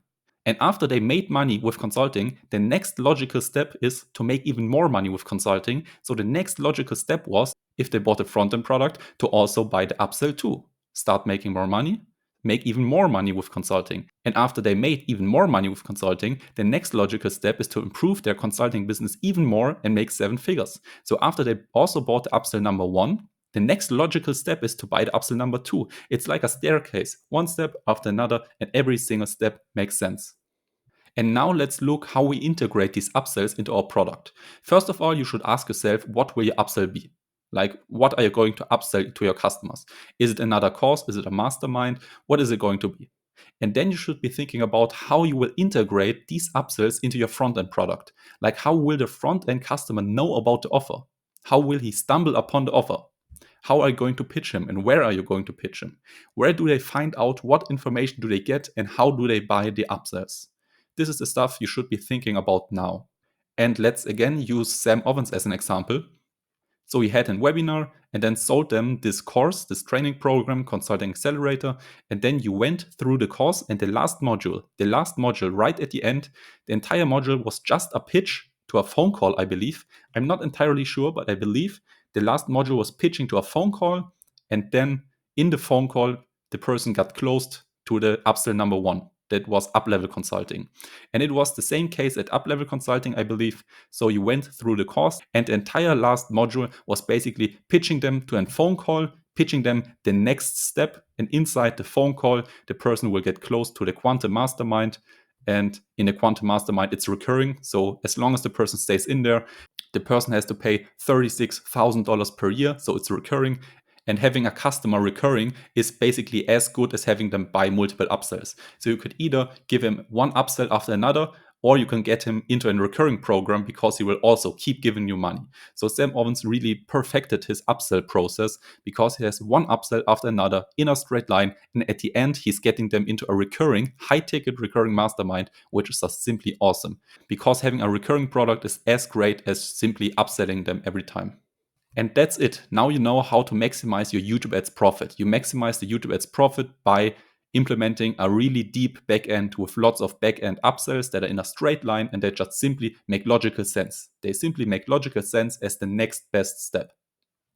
And that's it with this full no bullshit YouTube ads course. And I hope you learned something new. And if you like the course, if you learned something new, and if you got some new strategies, some new techniques, and now are confident at running YouTube ads, I would love to gain you as a new subscriber. So hit the subscribe button if you like the series and don't want to miss future uploads. And maybe also like the video. That would be super helpful for the performance. So YouTube recommends this video to more people. And I've mentioned it before, but YT Ads is our own software tool. You can try it out for free. Simply go to ytads.com. Then you land on our website and can try the completely free, no credit card required free trial. And YT Ads will simply help you make really banger ads and scale your product to the moon. Honestly, if you want to run really successful YouTube ads, you would be stupid not to use YT Ads. So give it a try. On ytads.com, there's a completely free, no credit card required trial. Just simply try it out, and I'm sure you will love it. And also, if you want the swipe file with the 130 best YouTube ads from 35 niches, then you can join our community. And just in general, if you want more helpful information about running YouTube ads, simply join our free community. The link will be in the description or in the pinned comment. Simply click on the link, join our free community, connect with other YouTube advertisers, and get your copy of the free 130 best YouTube ads from 35 niches swipe file. So I hope that we will see us in this community.